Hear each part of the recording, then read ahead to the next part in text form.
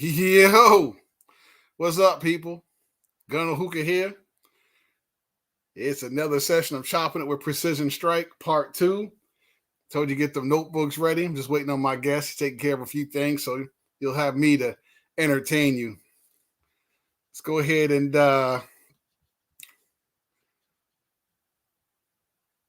make sure y'all can hear me. Can y'all hear me? Delray, you're the only one in here so far, so it's all good. Just waiting on more people. Make sure we good to go in this joint. You just look at me, smoke hookah. Ha! There we go. Yeah, cool. Pimp slick back. Just want to shoot zigzag. What's up? Just here. My guest is here. We gonna get this party started.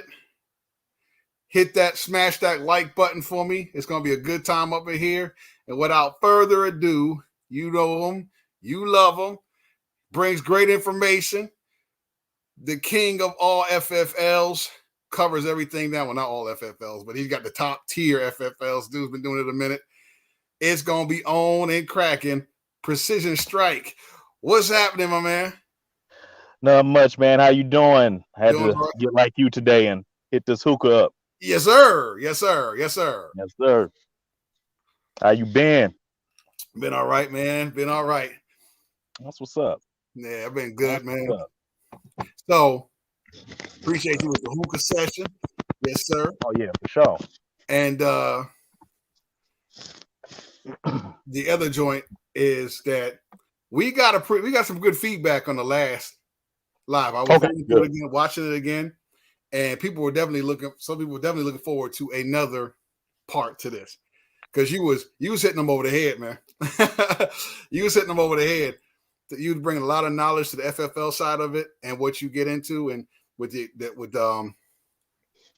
structured devices and some of the great stories, and they really learned a lot. Even though you had people going to their Googles and doing some research because they were ready.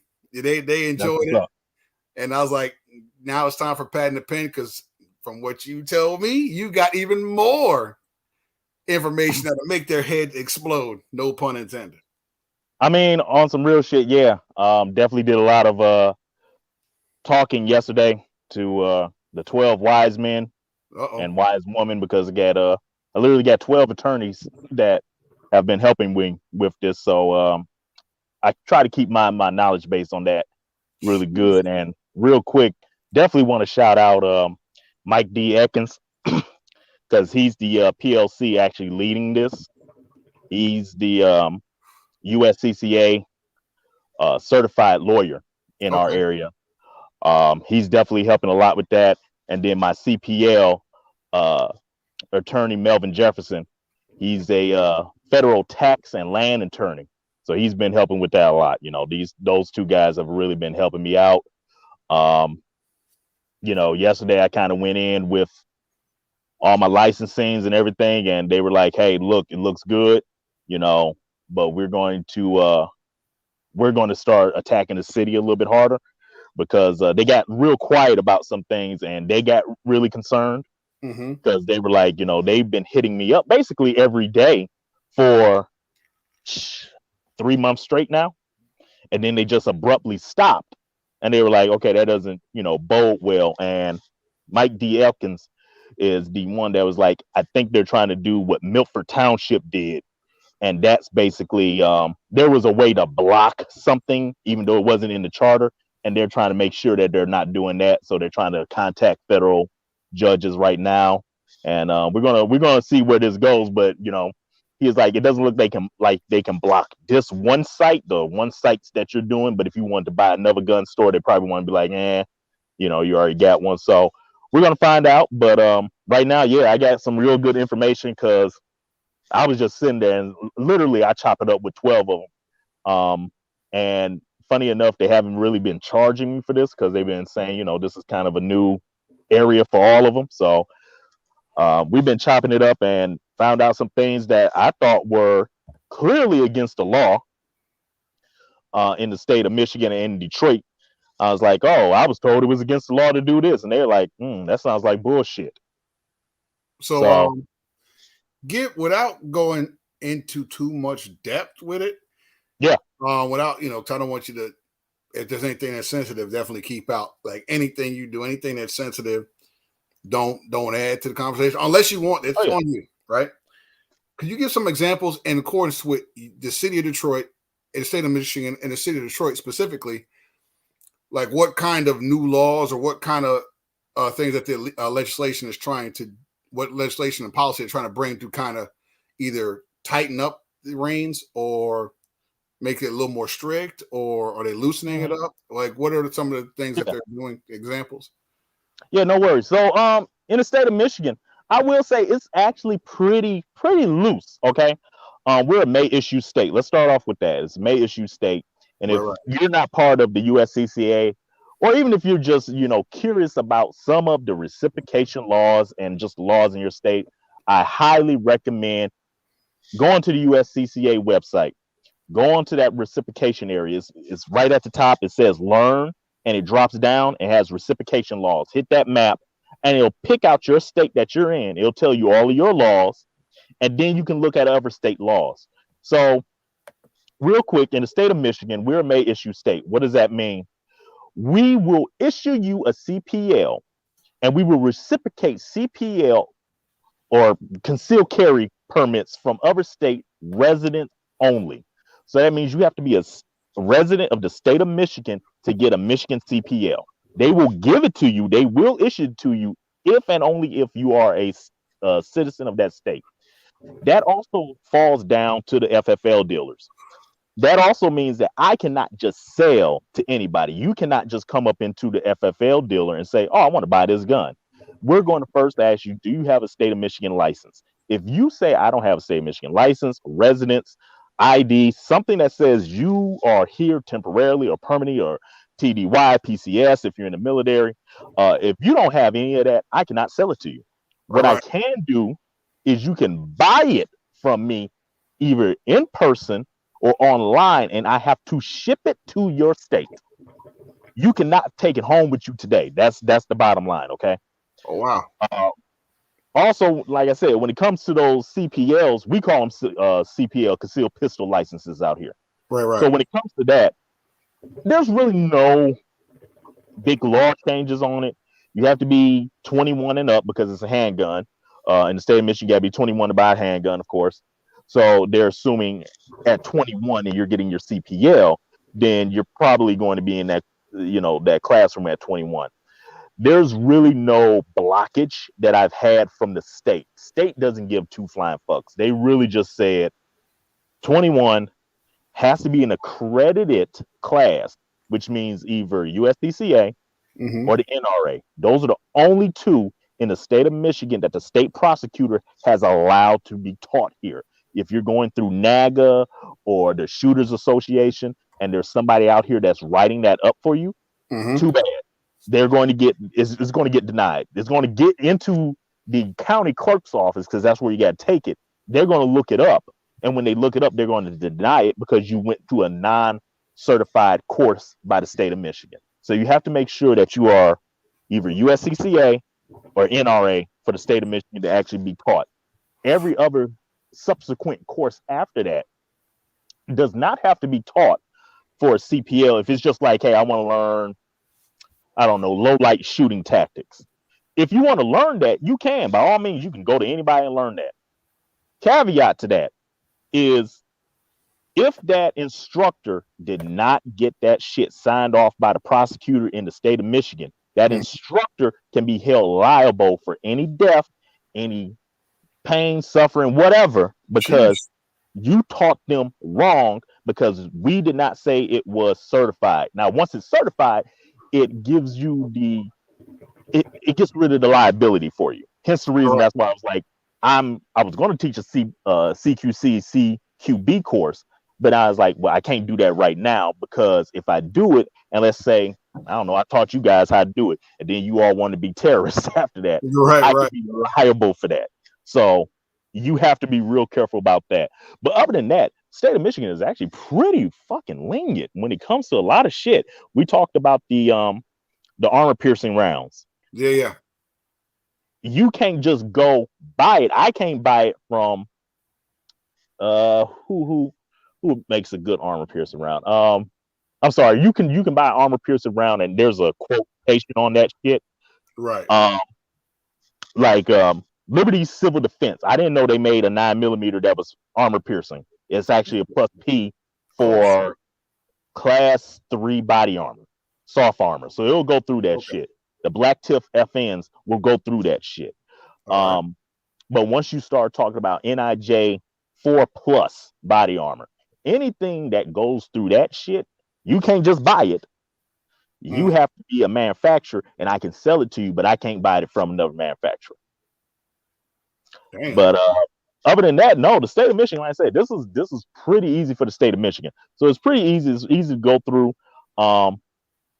If you want to get some of the things out here, you just gotta know the right FFL and you gotta have the right licenses for it. Okay. Cool, cool. So continuing from last week, pretty much last time we talked. Yeah. People really like it. We talked about some of the law. Yes. And you went into further more depth. Mm-hmm. Is there anything you got coming up? What like any see if I can word this. What kind of new toys have you acquisitioned in the last few months or few weeks since then? So, excuse me while I take my shot. Yeah, you gotta have your drink. Drinks up, yo. If you got a drink in your hand, give me a hell yeah in the comments. Very country. I have I drink out of a mason jar, so there ain't nothing wrong with that, man. With that. But any new toys? Yeah, I do have a couple of new toys. I had let me put this back. I had a new toy, and I have a new toy that I cannot show until October 15th. Oh, are you able to tell? I can tell you that Glock was very nice to send me something. And if you have been paying attention to Glock, you know what it is. All right. I'll be looking forward to that. And I am one out of 4 dealers in the US that actually have one, and we're fucking around with it. We're trying to break it. That was their main thing. It was like, have fun with it, try to break it. If it don't break, then after what's the week of Black Friday? Because that's when it's officially dropping out. It's usually like the third week in November. Third week of November, that's when Glock is going to officially drop it. Oh, okay. So it's going to be released to the public, obviously. It's going to be released to the public. So there will be a law enforcement and military version of them.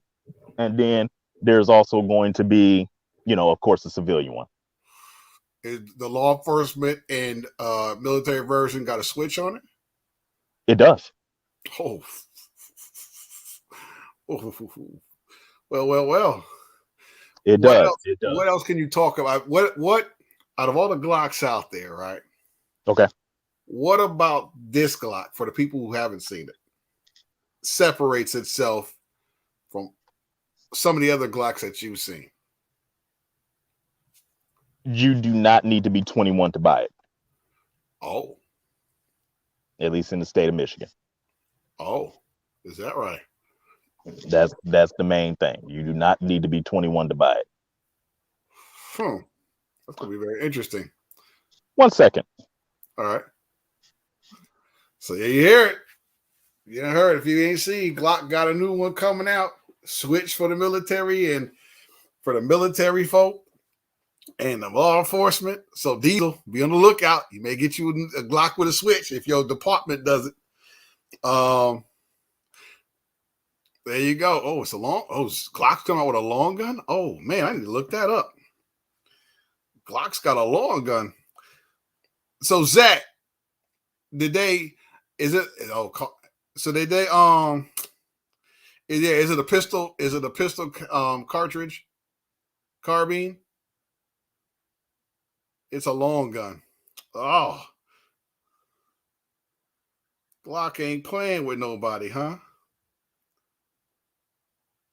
Let's see. Ooh. We shall see. We shall see. Sorry about that. Sorry That's about that. good. Sorry about that. But yes, so yes, it is one of the few. It is a Glock you do not need to be 21 for. I don't think you need to be 21 anywhere to buy it. It does have a selector switch, and it is big, Big, like big as in with 50 bigger GI. than the handgun, bigger Is it? than the handgun. Is it? Oh, what's the Well, it's gonna be released at third week of November. BP. Yes, Um.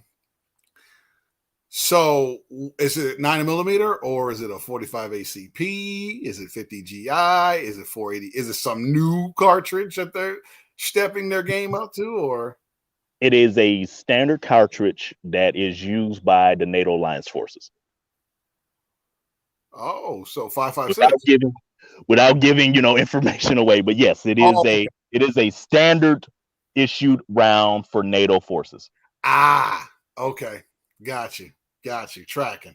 No, no further. Hopefully, I I'm one step closer because ATF gave me a call a couple of days ago. Hmm. I gotta call them back. I gotta submit all my information, and then once I get that SOT, so hey, maybe down the road I You may will be be able to. able you will be able to purchase it. Yes, you are definitely able to purchase it. So that's another question. So I had a lot of questions. People asked me this question was the SOTs. Um, Breaking down the SOTs, there's two types of SOTs. So the SOT that Gun and Hookah is talking about is for him. He put in a purchase request to the ATF, and he is asking permission to buy this type of firearm that is classified under this SOT. Mm-hmm. He's not technically getting the SOT to sell unless you did apply for one. I'm not sure. I'm assuming that you just did the purchase agreement one. I did the purchase agreement, and then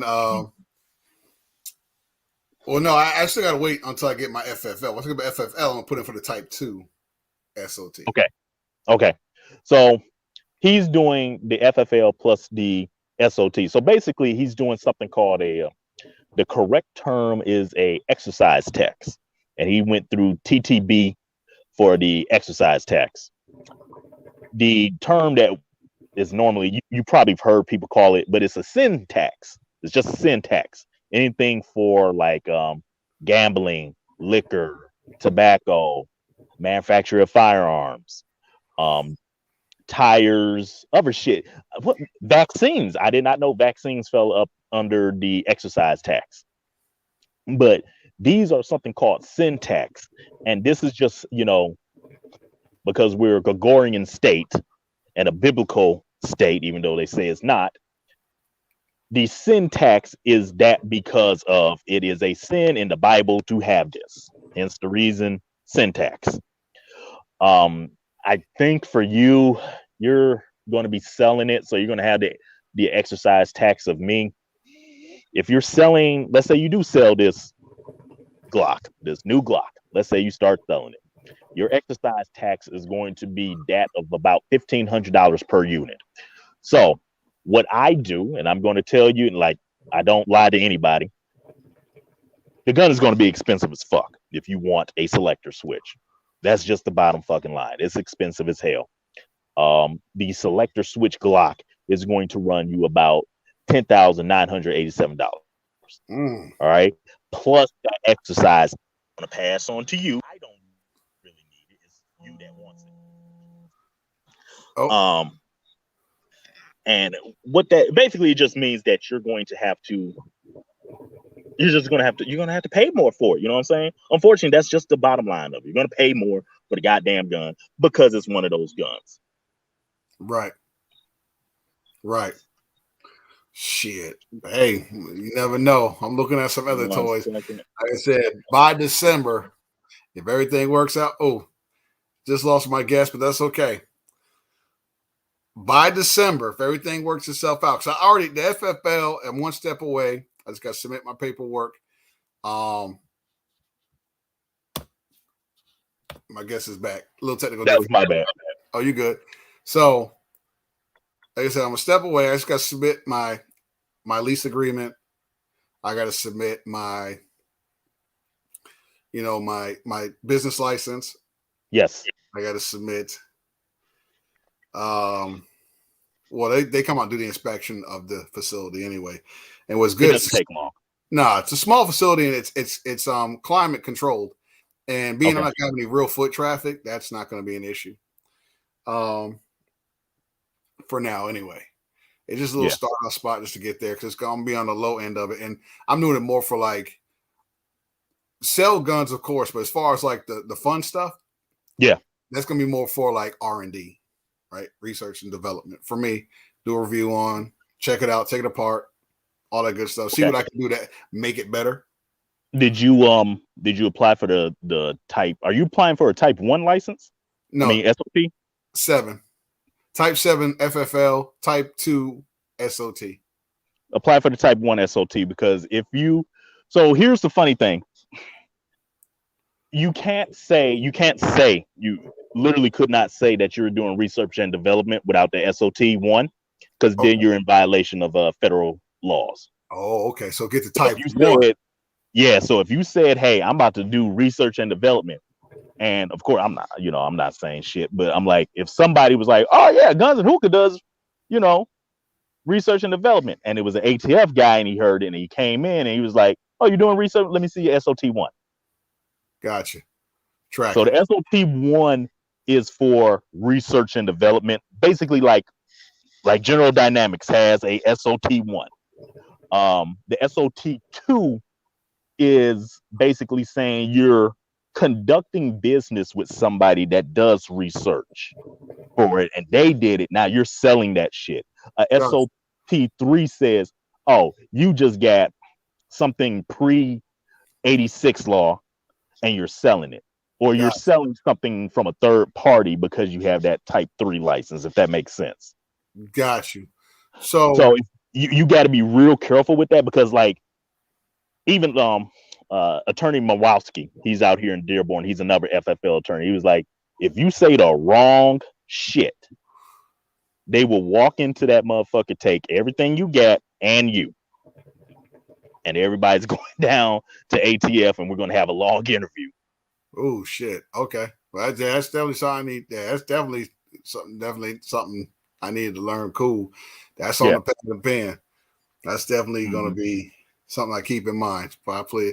Can 07 FFLs apply for an 01 SOT? So you can apply for any of them. This is true. Here's the thing. You can apply for any of them. Some of them come pre-made with one in mind. So like the type 10 bodes well with 1. The type 11 bodes well with 2. But if I just wanted to apply for 3, I could. Got you. Now the same thing with yours. It bodes well with 3. But you could apply for 2. You could apply for all 3 of them. I might do 1 and 2. I might do 1 and 2. Yep. I just applied for 1 and 2 because that's the one that would paired well with it to begin with. But it doesn't say that you couldn't. This is true. That you couldn't. Because you would think a manufacturer license would pair well with the type 1 as a research, and obviously type 2 for distribution, right? So yeah, that's definitely. The problem is with the type 7 because they're assuming that you're going to make armor piercing rounds and destructive devices. Wouldn't that fall under type 10? Right. That's why they're saying, oh, if you're going to have a type 1, you're making bombs. That's their main thing. You're making bombs. You're also making seaborne vessels. That's what they're thinking when they hear SOT 1. They're saying research for military use only, not a civilian use. Now, it just so happens that I sell civilian stuff, but because I sell civilian shit, I have that SOT. You know what I'm saying? Right. So yeah, it just depends on what you're trying to do. Now, if you really are gun ho with researching, I would say You're gonna have to apply for the type one. Definitely do with the two. Um, you might want to actually start looking into an ITAR. Okay. Um, the ITAR registration is just a registration. So everybody sees ITAR on my shit and they're like, "Oh my fucking god, he can sell a goddamn tank." I could sell you a tank. That kind of comes more with the Type 10 and 11 more than it does with the ITAR. Yeah. The ITAR says I have government facilities that are registered through. You've probably seen it on my page. It's DDTC, which is Okay. the Dictator of Trades and Commissions. All right, that's the Department of Dictation of Trades and Commission. They are the ones that say, Lockheed Martin, you can sell a F-22 Raptor to the U.S. government because you followed all of these rules that said, okay, once they get the information, once they get the blueprints, the schematics, and all that other bullshit, they're going to do things with them that make sure that they are secured and that area that they was researched in is a secured facility. That's Okay. what it means. Okay. Yeah. Um, there's no such thing as an ITAR certification. I don't know who comes up with that word, who came up with that word, but it's no certification. A certification means that you went through some course and you can teach somebody something. I can't teach you shit about the ITARs. The ITARs are just there's literally like DOD 354.5 is the subsection for all the rules of ITAR. You can look it up. It's a huge subsection. It's about 200 pages long. Jesus Christ. And then each subsection has another subsection in the subsection of 10 pages. So yeah, it's about 1,000, maybe 2,000 pages of actually just reading what you can and cannot do. Some good Okay, bedtime reading, huh? fuck that. No, it's horrible bedtime reading. Like the only reason I know I'm kind of in and out is because I work for these companies that do that, so I understand what they're going through. Right. But when it comes to researching and developing, you got to be really careful what you're saying, who you're talking about it with, because if you're saying I'm going to do research and development, they really believe that you've won a contract or you're going to try to start bidding for stuff, which you could. You definitely could if you register with like SBIR, which is the Naval's Research and Development Group. You can register with them, and they look for mom and pop shops all the time to give contracts. Um, GBSC for the Army, they're always looking for people. Air Force Readiness and Advanced Command System is always looking for people. So these are the bidding options that you can go through. And 9 times out of 10, you'll see like Glock, Smith and Western there. They're always there because they're trying to bold and bid for smaller arms, and they're trying to get arm fire in there. So they're Right. probably going to be bidding for that, at the same time as you're bidding as well. Okay. Yeah, that stuff definitely down the pipe. As a beginner, I'm coming out, on the low end, starting out. So I figure, but a year or two down the road, 2 years, 3 years down the road, maybe in five, that definitely be something more to look at Yeah. least on small arms before I, step it up. Because eventually, I would love to be in the realm that you are with Type 10, Type 11 down Mm-hmm. the road to really get into some of the bigger toys, if you will, right? And be able to work with larger clientele as well. But just starting out, it's not a huge rush because this stuff has been around for NFA came out when, so Right. it's going to be around for another 100 something years, and by then, Exactly. Lord knows what they'll have available, right? So And don't be afraid. You can sign up for it now. You could have got your 10 now. If you got your 10 now, there definitely would have been like, hey, he's getting his 10. You don't have to really sell anything 10 wise or 11 wise. right, It's just like I said, it was just the catch all. And again, like I've been telling people, ATF is the one that told me to do it. I had no fucking clue. right, They were the ones that was like, you want to do what? What? Well, just do the catch all. If you get both of them, it's catch all. Then they were like the SOTs or this.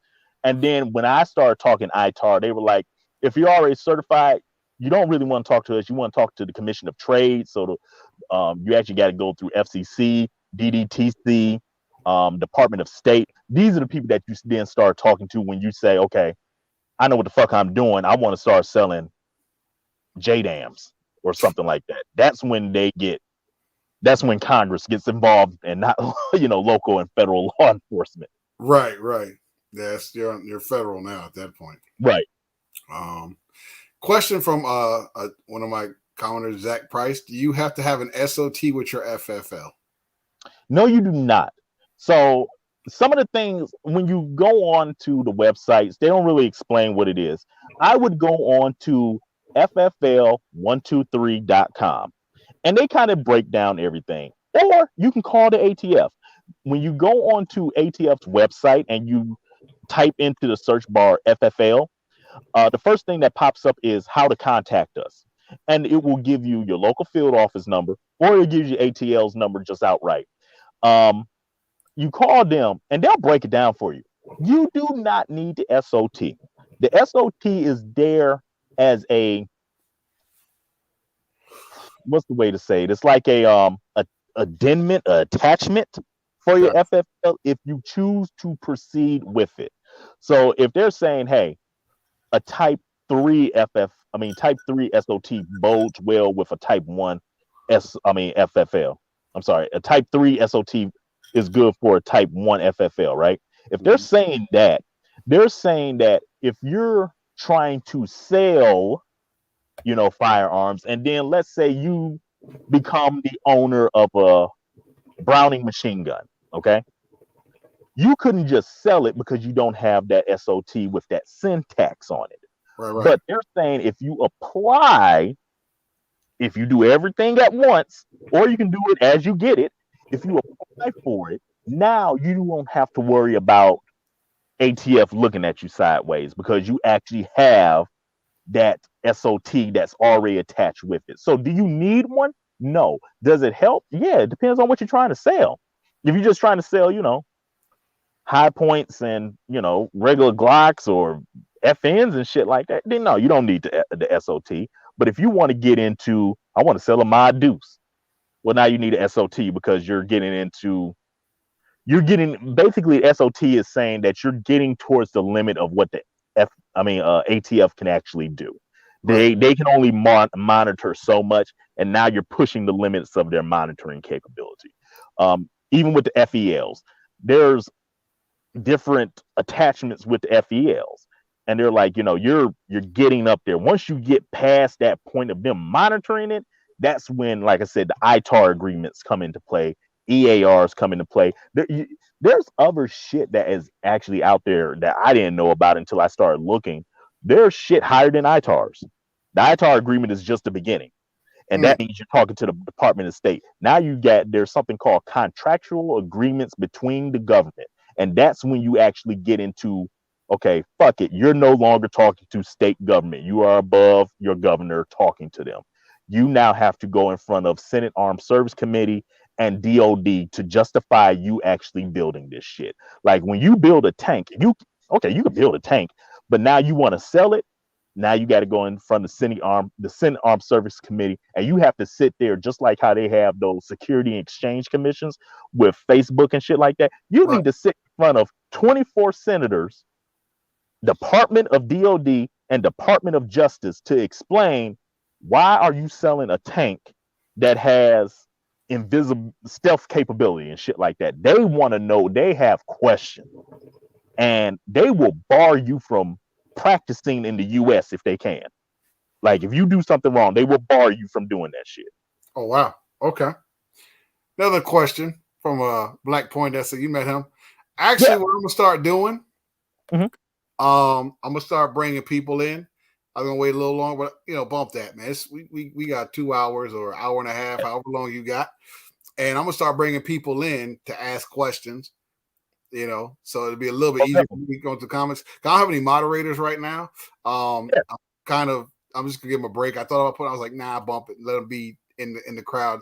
And if we get trolls, I'm looking at the comments. So if we see trolls, I'll check them really fast, block them, and we gotta worry about. So I'm gonna be the moderator as well as the Most definitely. host. So, but anyway, I'm gonna put out the link for people who want to come in and ask questions. I know Black Point Desk. I know you got a question. Come on in. You met Black Point Desk on the last live. He's a fellow Yeah. airman, so he come on here as well. So Anybody got any questions? Come on in. I upgraded my StreamYard, so I can have up to 10 people now come up in here. And of course, yeah, good. Shout out to you, Carbon Q. You don't have the blue on you, but okay, I appreciate it. I appreciate you. If you check them, you get them. If I miss them, you get them. I appreciate it. Um, Shout out to Carbon Q. She is a gem in this community. She Yeah, I supports. just started following her actually. Yeah, she's good people, man. If you want to know about survival, Mm-hmm. as far as like SHTF, she's a good resource. Ben Shooten, who a um just had a live session himself, he's a good resource. You got a few other cats out there that are good resources, like Poindexter. You got Zach, who's also known as the fat guy with guns. These are really good resources from the survival standpoint. So it's always good that we have different people, different entities in this giant size element, right? Yeah. And this is why people, I guess, people gravitated towards you on the first one, because it's like you're a type 10, type 11. So you're in the destructive devices, you're in the big stuff. And a lot of us are just, when you look at the black 2A community, especially, a lot are coming into it as far as exposure. Not even, may have been in, some been in for a long time, but actually coming out and say, hey, I'm part of 2A, right? And you have people who got the black FFLs, and now you have a black destructive device FFL, right? So you're on a whole other plateau that a lot of people didn't think about. A lot of us are talking about pistol caliber carbines and other small arms. And here you come in with a whole nother element with destructive devices, tanks, like Bradleys, and this is good stuff that we need to know, and certain explosive devices like Tanarex, RDX, and Right. Something people haven't known about, research about, but a person who actually sells it, works with it, researches it, stands before the man to talk about it, to explain his position. Dear God, yes. Jesus fucking Christ. You know what I'm saying? So then to have a team of 12 lawyers who, thank God, they didn't hit you with a with a retainer. No, so let me be 100% clear with that. So I have them on retainer. I do have them on retainer. Okay. The thing is, they'll tell you this is a practice in law at this point. They're trying to see. The main thing is we're trying to see if it's race related. Okay. I'll be very frank with you. The city of Detroit is 86% black. The city council is blackish. Most of them have not lived in the city or don't live in the city, never been to the city. Our police department is 49% black. Is it 51% or 49%? 49, I'm sorry, 49% of the police department are from the suburbs, and they're not of African American descent. They don't live in the city. Okay. The city hasn't had a gun store, at least from what I can tell, and from what my father. So when I actually went offline for a minute, like I said, I'm in the middle of moving, so I'm in a nice little apartment complex. That was my father. He has not seen a FFL dealer in the city of Detroit since the last riots. Okay. Wow, damn. And that was what, 70 something. Anybody else in here from Detroit? Was it 76? The last one. So there hasn't been one for a while. The last FFL dealer that was in Detroit was Ziedman's Pawn Shop. So they were a type 2 FFL. Yep. There has not been one since. So, and they stopped selling guns because they were like, it's not as profitable as me selling diamonds. Right. And plus they were getting issues from people having dirty guns. Now, the team of attorneys that I have, they have all said the same thing. Even my realtor has said, they were like, we haven't seen one ever. Okay. Now the older cats, oh yeah, I've seen it back in 76 when I was a kid. The younger ones, like about my age, even 30 and 29, 28, what gun store in Detroit have not seen one? The question is, why haven't we seen one? So they're more interested in doing this because they can have a case study for it. Right, right. So they're thinking one, it might be race related. Two, they think it's because of the insurance redlining. So if the car insurance is expensive in here, then why the fuck wouldn't it be for a gun store? And like I said, I want to shout out State Farm, not State Farm, of Michigan's Farm Bureau. Farm Bureaus of Michigan. These motherfuckers were too happy to give me liability insurance. They said, "Oh, we'll give you liability insurance. I don't give a fuck. It's going to be Right. $2,000." I told them, "Hey, okay, what makes it $2,000 a month?" They told me what it was. I addressed that. Once I did all of that, they said, "Okay, fuck it. It's $750 a month because you've addressed every concern that we had for it." So most of the FFL deals will tell you, "Oh, I ain't going to the city of Detroit because insurance is high." I addressed the insurance issue. Now, why haven't they found one? Well, the zoning laws. They're working on zoning right now. So the real estate and the federal attorney is looking at the zoning laws. M4 zoning is construction. That's really all you need for a FFL store because you're going to have devices that can destroy things. Hence the reason construction is the best place to put it. Right, right. You can have retail and whatever in construction areas, but you can't have construction in retail areas, if that makes sense. Gotcha. So they are on retainer. Don't get me the fuck wrong. They are on fucking retainer. They just want to now see, are they bitching and complaining because it's a FFL store and they're scared of 2A and the Boogaloo Boys and all that bullshit. If they're scared of that, I'm I'm a neutral party. Let me be very frank on this live. I am an engineer. I am a black man first, but I am an engineer. I went to school and I'm still in school very long to be an engineer. You pay me enough, I'll build whatever the fuck you want. That's the bottom line with engineers. Big You want to facts. call us mercs, you can call us mercs. But that's what, General Dynamics is a engineering company for hire. GVSC is a engineering company for hire. Tardac has people for hire, okay? We're for hire. It just so happens that the US government pays us very nice. Big facts. So I I'm got not, go yeah, ahead. so yeah, like I said, I'm not part of that shit. So if they're scared of that, then that's what they're scared of. But we think it's more racial. So that's why they're doing a lot of this shit pro bono. Okay, got you, got you. So Precision Strike, you remember Black Point Dexter, Peace, brother. How's you doing? fellow, How's it going? fellow How you doing? airman. Appreciate Well, you. Appreciate you. Aim high, Air Force. You know how it goes. damn right. Fly, fight, win. There we go. I just had a quick question. You're talking about the SOT. I'm applying for mine. They're working out the storage deal right now. But had a question on that Class 3 SOT. That covers silencers, correct? Because I want to get into 3D manufacturing of silencers. Okay, so that's the problem. You said as soon as you say manufacturing, the SOT ain't the problem. The SOT is fine. If you were just buying the silence from like what's the guy's name?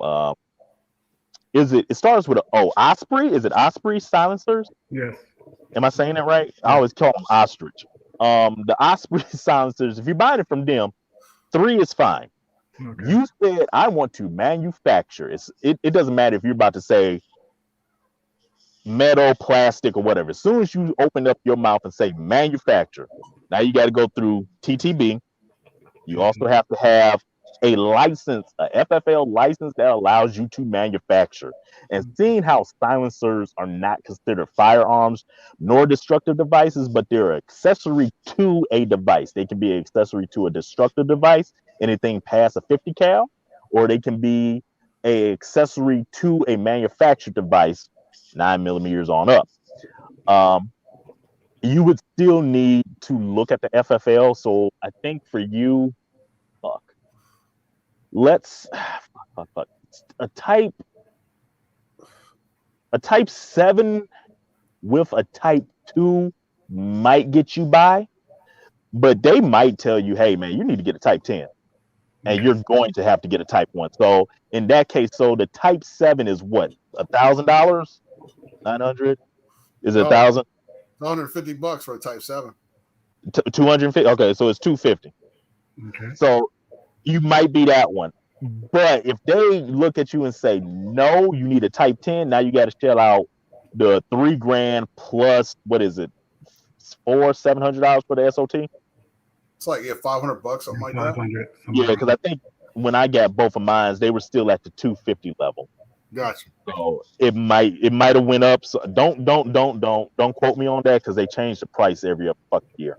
Yeah, it does. I noticed the prices are like always in Yeah. flux. So, and that's the only good thing though. Like when you get your license and you get locked in. So if you are locked in at $3,000 and then they say, oh, we're going to raise it to $5,000, you still just pay $3,000 perpetually until you die, unless you pass it on to somebody else. Good to know. And 3D printing, that's considered manufacturing? That is 100% manufacturing. So here's the problem. You're trying to do it legally, okay? Now, if you were just some guy in your house doing it. So, you know what? No, let me not go on a rant. Let me just tell you that if you were just some guy in your house, you would be fine. But because you want to sell, and I'm assuming it's not sell a kit, I'm assuming that you want to custom manufacture for somebody. If you want to custom manufacture for somebody, you are now in violation of the manufacturer statute if you do not have the syntax plus the SOT plus maybe a Type 10, maybe, I don't know. But those three things is what will get you locked up. Okay. And in Texas, I'm in Texas, they're playing with the law saying that you can manufacture firearms or silencers in Texas if they're not to go outside of the state. So that's still in flux because it has to go before the courts and they're going to challenge that at some point. So if you were just doing work in Texas and you said screw the rest of the world and you were just doing Texas, let's say you were located in Dallas. If you were just doing Dallas and you were just doing Texas or whatever county, you'll be 100% fine. No problem, no law. If you wanted to sell to, let's say, Gun and Hookah, and you wanted to ship it to him, his FFL had to look at it and be like, oh, fuck, I don't have this type of FFL. And because I don't have it, I cannot accept this. Okay. That's going to be the issue. You know what I'm saying? So, that's right. State of Texas, you might be 100% fine because, like I said, Texas is what Texas is. It is. So if you got that license for it, then by all means, go straight. All right. Appreciate you, brother. No problem. All right. All right, man. Take care, bro. Yes, sir. Yeah, that's good information right there. But I'd say everybody in this chat, and I appreciate everybody. I know I didn't shout y'all out. Shout out to y'all. I'll definitely hit you on the back end because I'll slide through these chats and see who's on here, and I'll shout you out towards the end. But to cover your ass, this is a CYA now, because laws change like draws. If you get your proper licensing, the laws won't be as bad, right? Right. You can tie everything in, right? That's why it's important to go ahead and get as much of the licensing that you can. And then when the laws do happen, you'll probably fall into the exemption rule. Yes. Versus kind of getting some things here in accordance with your state. And then let's say, okay, you made good money in your state, but you want to sell out of state, which is where you extend your money.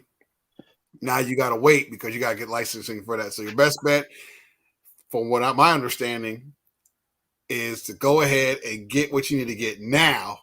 And then you don't have to worry about it at all down the road. And for pricing state, because if you wait, the prices could very well go up. Very much so. You being retro when they do, right? So my best bet to everybody in here, if you do it, I shouldn't say if, when you do it, everybody in here should get an FFL. Everybody in here should please don't let me be the only one. Yep. Let's hit this bad boy hard. Everybody should be working to get that FFL SOT. Everybody. I would say at minimum 0702 and then go up. 01 is good if you're just trying to sell. But if you want to get into the real cool stuff and be able to sell the real cool stuff, go to the higher numbers 7, 8, 9, 10, and 11. Those are the ones you want to play with. And the SOTs 1, 2, and 3. I'm looking at 1 and 2, right? Yes. So Yes. do that, and that'll cover you in the event that laws do change. And if anything, like I said, at a minimum, you get in today's prices, right? Yes. You'll catch it at today's prices because tomorrow it can go up $300-400, a couple $1,000, and now you're like, dang, I should have done it when it was $300-400 or $200. So I would recommend just go ahead and get the paperwork, regardless to what your state says. Just go federal, right? Go with the federal legislation. It'll make it a lot easier for you. Even though I know a lot of states are going against federal, cover your own rear, because I guarantee you that if you get in a jam, they're not going to come to your rescue. They ain't coming to help you. They are not coming to help you. So the federal, you're covered. Because it's still a federal thing. NFA 1934 is a federal thing. FOPA 1986 is a federal thing. GCA is 1968 is a federal thing. You stay with those certain laws. You stay with the paperwork on those laws. It don't matter what your state passes or doesn't pass. You will be covered federally. You want to be on that level. Because states will do what states do. But you want to be. This is a federal issue, so you want to definitely stay federally covered, for lack of a better phrase. Just want to shoot. Recommend FFL 10 SOT 102. If you got the money, go for it. 10 and 11, 1 and 2 SOT ITAR. You're probably gonna look at about anywhere between $7,000 and $12,000 for your initial payments, right? But if you want to go, just about, if you want to go budget friendly, I recommend 0702. That's around $700, and then you could work your way up from there should you choose. But if you want the catch all, type 10, type 11, SOT 1, SOT 2. That'll cover you for the majority of the stuff that you're trying to do. Even if you're not trying to do it, it'll cover you in the event that you want to, and you'll catch today's prices, right? Yes. If you want to risk it, that's fine. But minimum, I would say 0701 or 0702 or 07 and 1 and 2 SOT. I would do that at a minimum. It's going to cost you about $1,200, but it's $1,200 that'll save you tens of thousands of dollars down the road should you do something and the law changes, right? Yes. And you get caught up in there because they're not going to be like, well, I don't know. It's definitely not going to be a reason. No, not at all. So definitely do your research. We got Precision Strike. You have Jada Shooter's FFL Elite course that goes into detail with that as well. Between those two things and a few other resources, you'll be straight. But I recommend everybody get an FFL SOT at minimum 0702 at a minimum. And then you can work your way up from there. 01s are cool if you're just trying to sell. 02s are cool if you're a pawnbroker. 03s you're a collector, right? So you just can get CNRs, and that covers you if you want to get CNRs that are like for instance, an M1 Thompson is a CNR, right? You still got to go through the process as, you just want to sell, go 0702, because that'll help you if you want to manufacture them, but that also covers if you want to get into the machine gun stuff. Because a lot of times when you see like people are selling, I go online and I see a lot of people selling machine guns as SOTs. Either they're giving up their SOT or they're just getting rid of their inventory, right? Pretty much. A lot of them want 0702. If you get that at a minimum, that covers you down, you'll be covered on that. Minimum 07 FFL and 02 SOT. Yes, Lazarus. At a minimum, lock in defense. Minimum 0702, right? SEV 2. You want at a minimum, you want SEV 2. All right. Just keep that in mind as a reference point.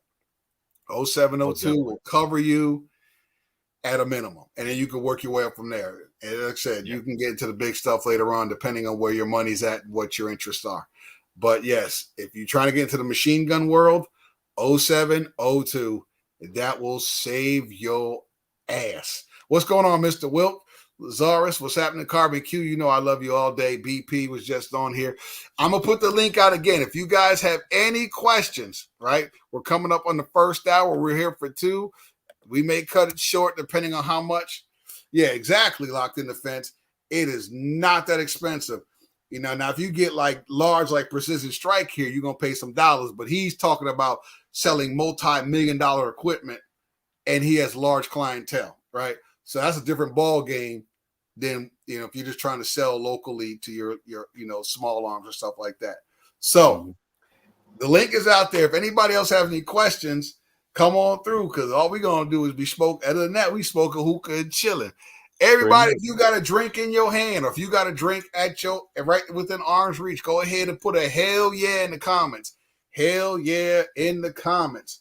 There's some good information here. This is like $1,000 classwork stuff here, man. We getting it for free on Hookah Live with Precision Strike. Give me some law stuff. You know what I mean? So I know it's Saturday. I'm trying to give it for free.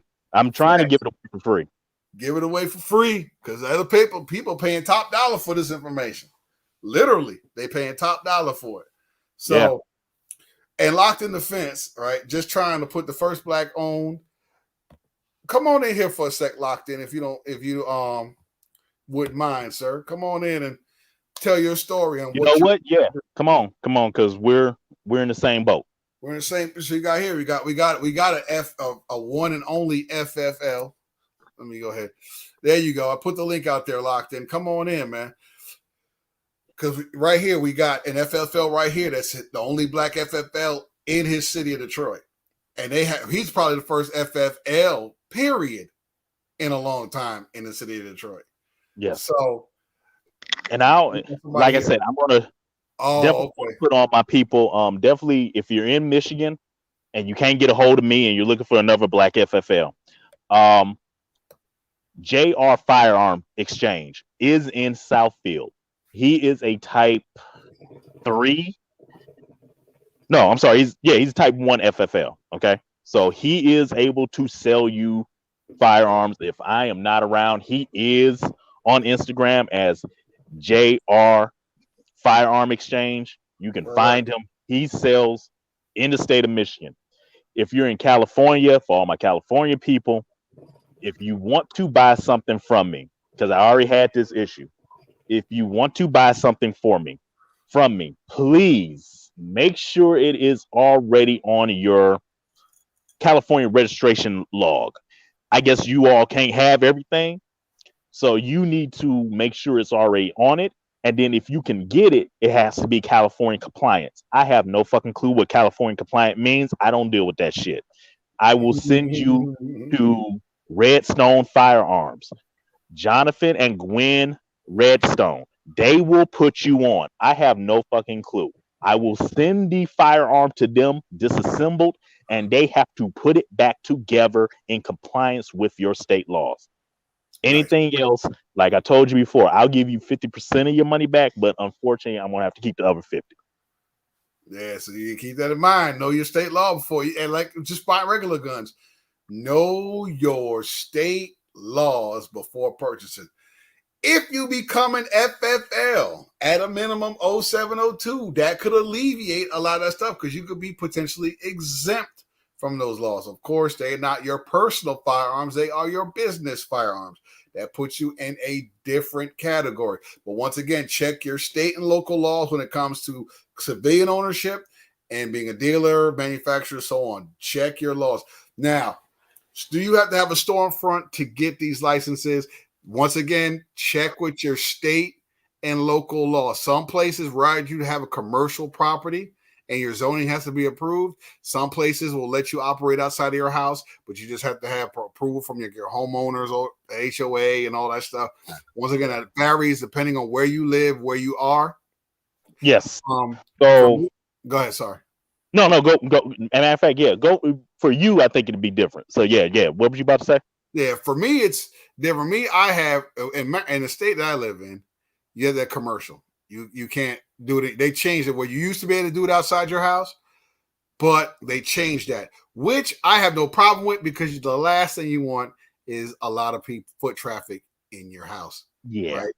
That's the last thing you want, right? And in the state I live, and gun stores got hit hard last year from robberies and stuff like that with the plague and everybody trying to get stuff.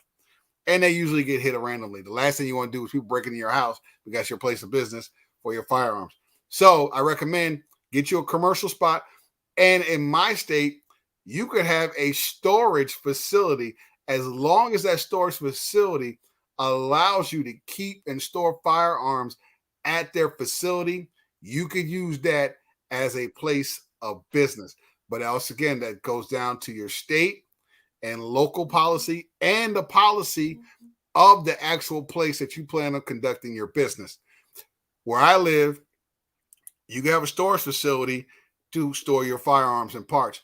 But if you want ammo as part of that, you got to have a separate storage facility to keep your ammo in. You can't have them both in the same place. But that's where I live. Everybody else is a little bit different. So that joint will definitely change. And speaking of 07, 02, 72, Jay, the shooter, come on down. We need you in this bad boy. You know what time it is. You already know this, gentleman. This is the regular FFL guy, and I have the elite FFL guy. I love it. So, Jay, come on down, man. Come on in here and have this conversation. Yes, because I tell you, the collaborative efforts that we're gonna have, because we're gonna build. This is gonna be something that Jay and I talked about, and I constantly bring it up. Build. We want, like you said, you're the only black 010, 11 FFL in Detroit. Even if we didn't have another 10, 11 FFL in Detroit, another 702 in Detroit would be nice, right? That would help. That would honestly help. And I'm gonna piggyback off of what you said with the storefront. So let me preempt this with saying this. I know a lot of us in the 2A community, especially with the black 2A community, we're a little different. Right. As you can see, you got I'm gonna shout out again, Gun and Hookah. He's a very conventional guy. I like how his style is. I like your style. Thank you, you have more class than me. I am not the classy one. I am more of a I'm the one that really don't give a fuck anymore. But here's the joint right here, though. That's why, I'm a classy guy, I guess. I'll take it. No, you are, man. I was like, oh yeah, if you want to talk to somebody and he has better vocabulary than me, like, you need to talk to Guns and Hookah, because I'm going to tell you the real shit and I'm not going to sugarcoat it. I think he has better tact than me. Yeah, I'm more tact. Yeah, I definitely have tact. I do have that. But on the lives that I have, I need you to bring everything you got. Bring it all. I get it for, like, YouTube is crazy with, they want you to act a certain way. And that's respectable. And on certain pages, I act that way, right? Because I'm not messing up nobody bread. Not at all. I ain't about messing up nobody bread. And I'm very tactful. But a guest on my show, go talk to how you do it, man. Talk to how you talk your talk, because you giving information, people are pulling it. I'm in the military. I love cussing. I like, like, for y'all that think the Air Force does not cut, when I first went in, I was like, God damn, you motherfuckers cuss a lot. What the hell is wrong with y'all? Yeah, that drunken sailor bullshit ain't true. It ain't just the Navy. It ain't Army gets it in, and shit, the females are worse than the males. Yeah, they are. Hey, I am 100%. I respect the female troops in any branch, because going over to Afghanistan, it was one guy, he was being smart. He was like, oh, what the hell is this female going to do to rescue me if my plane go down? I looked dead at her. I was like, if I have to eject, you come rescue me. You carry my big black ass to safety, because I don't want to die like this. Goddamn right, man. You wearing a fucking boots. I don't give a shit what your gender is. You wearing the boots. I don't give a fuck. I don't give a fuck. Let him die. Come and get me. Save me first. Fuck him. Let that motherfucker die. Because you want to talk. Facts. I ain't never been a type. I don't give a fuck about your gender. I don't give a fuck about your race. I don't give a fuck about nothing you got going on where we at, right? Because Right. at the end of the fucking day, and we're just looking from a military standpoint, that person may be the one that saved your ass. Mm-hmm. Right? On God. You know what I'm saying? So if you want to be a dick, and we've seen that, where jokers will be like, I don't want this person to do it. I want, man, you a fucking fool. No problem. Fuck him. Save me. Save me. Like if we all shooting in the same direction, you see me fall down, grab me. Save me. Drag me over your shoulder. I don't give a fuck how you do it. Just get me the fuck out. Damn like right. We are done. Jay the shooter, what's happening, man? What's going on, guys? Hey, sorry I missed Nothing the first much, half, man. but here to support, man. I love the good. conversation. I heard a little bit of it while I was driving. And right. brother's always a wealth of information. Hey, you characterize him very well to say he's elite. This brother's beyond elite. I don't even know if you can capture him with one word. We're gonna have to string a few words together to capture all the knowledge that this brother got, man. Man, I assure you, you all are giving me more credit than you whether should. Whether tactful or not, you got the information. It's phenomenal. Damn right. It comes at you with the flood. You almost have to, like the Matrix, to try to dodge all this energy and information he's putting out, man. Fuck yeah, precision strike. If you need to put out information and you need me to translate it for those who have fucking virgin ears, I'll do that. Right. Then hey, sorry about that. That's what I'm gonna, is that better? Gonna have you do. Yeah, no, that's good, perfect, man. Yeah, that's good. That's what I'm gonna have you do, because like I was saying, you know, with the storefront, so the storefront is tricky. Guns and hookah is correct. State law is funny because in the US you have that, you know, the state nullification shit, and then you really got the federal law, but then they can go back and forth and bullshit each other. But let me be 100% frank. ATF, the IOI is going to come and inspect you. They are going to be your POC, your point of contact. The IOI is the investigation officer for the field. Absolutely. He or she is coming out and they're going to say, okay, you're at this apartment complex. Matter of fact, let's use the apartment complex. You're at this apartment complex. They're going to look around. They're going to say there's a lot of civilian people here. If this area, which it is, this area, surprisingly enough, is a construction area because there's a lot of metal welding, custom car shops out here. So they fall into that category. They said, yeah, you can sell it.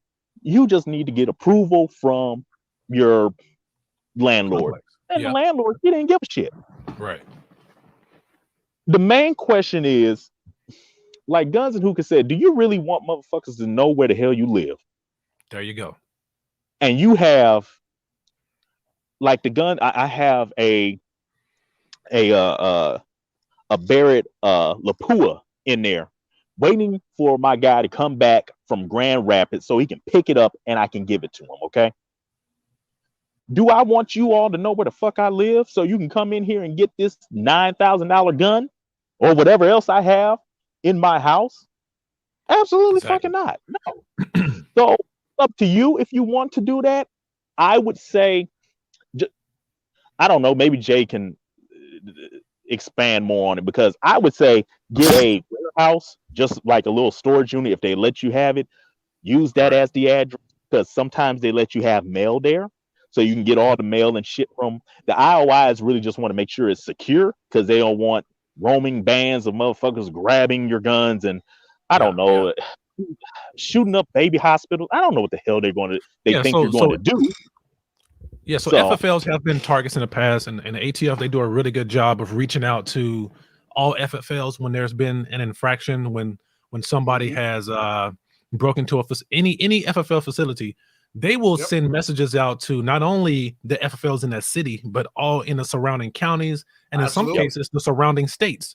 So we all get the same messages when there's been something happen. I got a message that somebody's shop got broken into. What's that magazine store? That store that sells those magazines? Drums whatever. What is it? Drum warehouse. Drum warehouse. And I'm pretty sure you're FFL. You're way up there in Detroit, but I'm pretty sure you probably got the ATF message as well when that store got broken into. And I'm down here in Virginia, and I got the same thing. I got it as well. Yeah, so I do a lot of consultations with different people who are interested in becoming FFLs, and I always advise them, especially if you're an influencer, you have a public platform. I say, nope, I will not advise you to get this FFL license with your home address. Now, No. what you can do is you can get a business address, but you can also have a mailing address. But the thing is, both of those are available with a simple Google search. Right. So you got to be very careful about that. That's what kind of led us along a route. Me and Gunna Hookah back about almost 2 years ago now, right? Gunna Hookah, we had a conversation before I ever had a YouTube channel, before any of this stuff ever came about. FFL Elite was a thought. It wasn't even a thought at that time. We talked about virtual offices. That's the very first conversation that we had, was whether you can have a FFL from a virtual office. And like I said, Gunna Hookah was putting game in me back then that led to the groundwork for the research. And after researching it, talking to the ATF, which the Iowa investigators are very helpful. Yes. And hopefully you've had the same experience Precision Strike, because yeah, man, those investigators broke. If you got a question, they're going to tell you the answer. They're going to tell you the policy that goes behind the answer, and they give you something to stand on. So they let me know that virtual offices were being frowned upon by the ATF, so that was not an option anymore. So that led us to go the route that we went with the storage units and the office spaces, rather than having a storefront. So that's what kind of took us down that path, to be a little direct and provide a little bit more detail about how I got started. This very room I'm sitting in right now was my very first office for my initial FFL. I started from a home as a home-based FFL that eventually transitioned into a formal office. And some of you people who follow me closely, you know that we have the office in Fairfax, Virginia. You've seen the office a little bit if you've watched us on some of the lives, and you see how you can not have a storefront, but you can have an actual office. Now there were some kickbacks with that. I reached out and tried to get a Glock stocking dealer relationship. They don't like offices. They definitely don't like virtual offices, and they don't like home based. So if I want to get that stocking Glock dealer program relationship, then I need a storefront. So we got some things in the works. We're working around that right now, but we will be there. Maybe I can, if Precision Strike has a storefront, we can work that through him. Yeah, most definitely. No, seriously, like Glock. So matter of fact, let's talk about the manufacturers. So real quick, so the manufacturers, they are what they said they are. They're a manufacturer. Their job is to make money. That's what they do. They like doing that shit. That's why they do it. The Germans, because I'm assuming you were talking to Glock America. So Glock America probably would have let you did it, but because the fatherland will not allow that to happen because of their country's law, they won't allow that to happen for that fact. But then, like the Glock representative, because I usually talk to Glock GBA, so the German-based people, the first thing they're going to say is, "We don't mind giving it to you. We want to give it to you." Matter of fact, they were so happy that I was going to be in Detroit. They were like, "Oh, there's nobody else in Detroit, and you're the only black one, and black people like guns too. Oh, fuck. Oh, Jesus Christ. Yeah, take all the shit." They've given me breaks on shit I didn't know you get breaks on. But the thing is, the first thing that engineer and that salesperson asks is, do you have a storefront that we could put a big ass banner? Because they want to announce that they are in Detroit, Michigan. They will pay you for advertisement. They will give you money to advertise, okay? But the problem is, if you can't drive by and see, oh, they sell Glocks here. Oh, it's Glocktober. Oh, they have the new Glock that's coming out. If they can't see that, oh, they get really pissy about it. And Germans, if you have ever with the Germans on anything, they don't budge. They don't give a fuck if you saying, oh, I'm making $1 million a year out my basement. Okay, what's $1 million to a $2.8 billion company? They are not going to give a damn. FN is the same way. HK. So a lot of these guns that a lot of people like HKs. If you like HKs, oh God, they're not going to even talk to you without a storefront and glass windows. Hey, so remind me. Let's pause there for 1 second. Let's have an offline conversation about HK. It's not ready for prime time yet, but we'll talk about that. Just remind me later, okay? Yeah. HK. I like HK. They're cool. They will answer. They'll come out to you, or they'll Zoom call you Because when I told them I wanted to do that, the first thing they sent back is, hey, this is when our Zoom meeting is open for a one-on-one. When do you want to do this? How much projection sales do you believe that you'll have? Have you ever sold us before? If it's a no, how can we get you started? Who is your main competition? Do they sell our firearms with banners, or do you like they get into it? FN is like that too. But like I said, the foreign I was about to say cars, the foreign gun companies that you all like Benelli and shit like that, they are really, I want to make money. Where can I put this big ass sign to do it? It's not that they don't want to give you the guns or the dealer relationship, but they want to make you a authorized dealer for a reason. Because when that new Glock comes in November, you only going to have 4 points in America, and I'm one of them to get it from. So you're going to have to pay me, not, I get the dealer price, the authorized distributor price, but now you want to be a dealer, I'm still going to mark it up, and then it's going to get marked up a second time. You know what I'm saying? Right. Correct. So that's how Glock works. They're really like, we can't, no, if you ain't got a storefront, no, and unless you get your own private website that goes through in the state of Michigan, goes through an auction site dealer agreement with the state to sell a firearm, they're not going to talk to you about it. Absolutely. Hey, what's happening, Black Point Delta, Norwood, man? What's going on? Delray Dan, Carbon Q. Hey, thank you guys. Absolutely. Yeah, man, got to show the people love, brother. Oh yeah, I do. I usually catch them on the back end if I miss them. Oh, okay.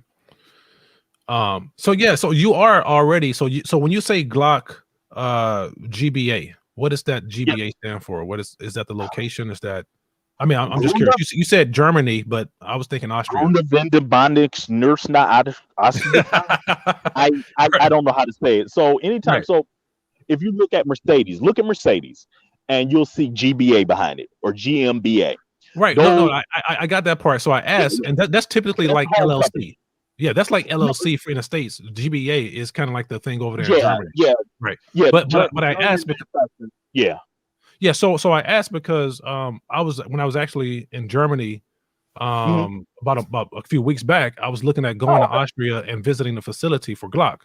But it was a 7.5 hour drive, and I was like, I don't feel like driving through the mountains of Austria to get there. So I settled for HK. But like I said, we'll have that conversation a little later. So, but what I wanted to, so HK, they were 98 kilometers from where I were, so it was a much easier move. But you're dealing with the Glock company in Germany and not the one in Austria. Is that like a distribution center? No, so Austria, Germany. So when they put the GmbA thing for like an Austrian company, GmbH, GmbH. I'm sorry, GmbH. I think it's a certain amount of Germans own that company. I think it goes through their What is that's their interesting. I don't understand what you're saying. You know what I'm saying? It's something like it's something with their Ministry of Defense. It goes through their ministry. But yeah, I talked to them directly. I don't know too much about Samara, Georgia's area. Yeah. I should probably talk to them at some point. No, you probably shouldn't. If you got the direct plug, you probably shouldn't. Yeah, I was like, I talked to them and they just tell them to give me shit. So I don't know what they're really supposed to be doing. Even with FN, I don't talk to the Blackfoot Hill one. I talk to, we go over to Austria and Germany. I don't know. I don't really know them that well because I was trying to talk to them. I was trying to talk to the engineers directly because I had questions about, like form fit and stuff like that. Like if I want to remanufacture your firearm to do this, and this, what is the gauge and precision on it? And they were the only ones to answer it. And because they were able to answer it, they're like, okay, well, you want to do authorized dealer, we can make you an authorized dealer plus a manufacturer for fit and form. So with that being said, I don't know shit about the American side of it. Again, I probably should at some point talk to them just because the reason they're making it in America is because you get, God, Jesus Christ, that gets into the ITAR. That's where ITAR and Yeah. You got to remove the complexities of coming through. What's the term? I know you're talking about customs border, protection and because all the logistics of that aspect. Yeah. Yep. And the main issue is, so like with FN. So there's a reason FN is in America. FNH America is only here because the U.S. Air Force, and I can tell you for a fact because I used the bastard when I went over to Afghanistan, we carry their carbines. And the U.S. Constitution and DDTC says you cannot be a supplier to the U.S. military and have a manufacturing company outside the U.S. Okay, that's the reason that. So if you see like Glock HK FN in America, it's because they have a government contract. FN is contracted for the Secret Service. They're contract for the U.S. military. Glock is contract for Border Patrol. Glock is also contracted for personal security for Congress. Okay, that is the reason they're here. Everybody else, they're not in here because they're not a contractor. So yeah, you could bring them over, like the GM6. We could bring in GM6 all day. I can bring them in to the cow come home. But if they said, hey, we want to be the 50 cal for the Marines, now they have to make a manufacturing hub in the US for them to actually be legit. Otherwise, Congress act, I forgot the name of it that quick, because it's the same. If you look under it, that's where you see you cannot export a F-22 Raptor. You can only sell this type of military equipment to your allies. You cannot take back the equipment from the allies. Like Mitsubishi has the rights to produce the F6, which is really just an F-16. I mean, F-16 Viper, but it's the F-6A. It looks exactly the damn same. What's the difference? We can't sell it to you, but Lockheed said, oh, fuck. If we build it and then give them the blueprints, they make it over there, and we take the distributing rights for it. Now we can sell classified U.S. secrets to our allies. Yep. That's the same thing that what Glock and everybody else is doing. They skirted around the law. Right. So now here's something. Let me throw this curveball in there. And I'm only asking this question because obviously I can't reveal on this live based on probably all of our clearance statuses. But essentially, we could do the very same thing with the manufacturing that we do here and reach out to some of the more African countries. I have. Oh, you have. I'm just saying that we. I'm just. that? No. I'm choosing my words carefully because. So you know what I mean? But you done under what capacity? Under your own capacity or under the capacity for the agency in which you work? So maybe this is where you all can translate, and I will say it.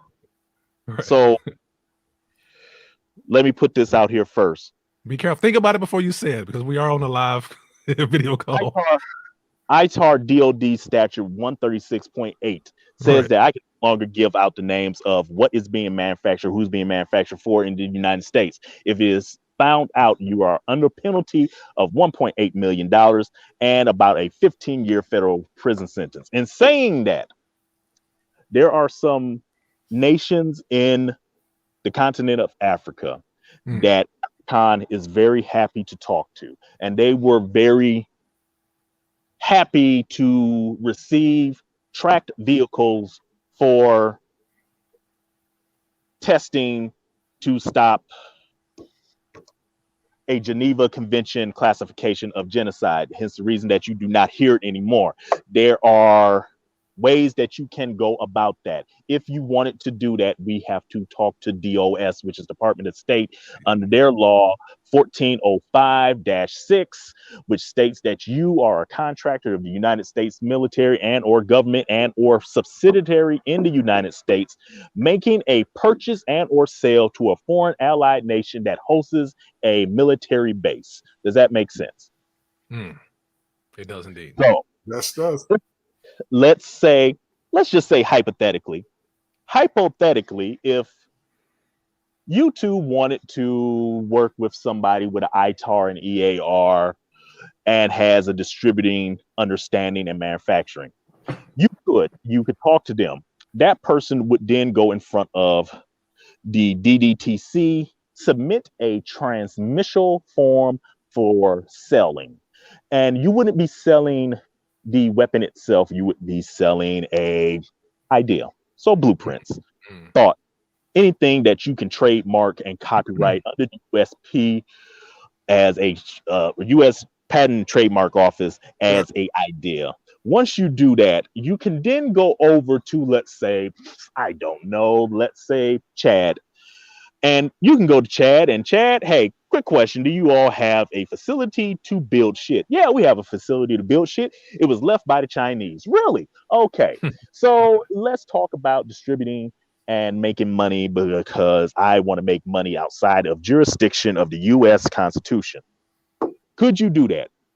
Technically, you went through all the laws and they said, yes, you can do it. Now, if Congress found out that you were in capacity of doing something, i.e. you have a degree in engineering or something like that, they might be like, okay, fine. But because Blackwater and United Enterprises and Guardia and Brinks do it all the time as a contractor, they would just ask you to have a contractor's license. And by contractor's license, I mean you need to be a security force. So you would then go to the UN under their Security Council 104, and you would sign in under that. They would give you a week to do a background check to make sure that Interpol and the FBI and CENTA, OPEC, NATO, SATO doesn't have any warrants out for you, and then you will be classified to go over there to do whatever fuck you want. There you go. There you go. Crystal clear. Y'all heard that? Y'all caught that? Y'all caught crystal clear. And if y'all didn't catch it, you can catch it again on a live as long as Gunner Hooker got a YouTube. Go back, get that information. Did I not get a good guest here? Knowledge. So tell you to have your pen. If you want to do something like that, we can talk. Yep. I will show you how to fill out paperwork. And see, look at that. I thought I was good with paperwork.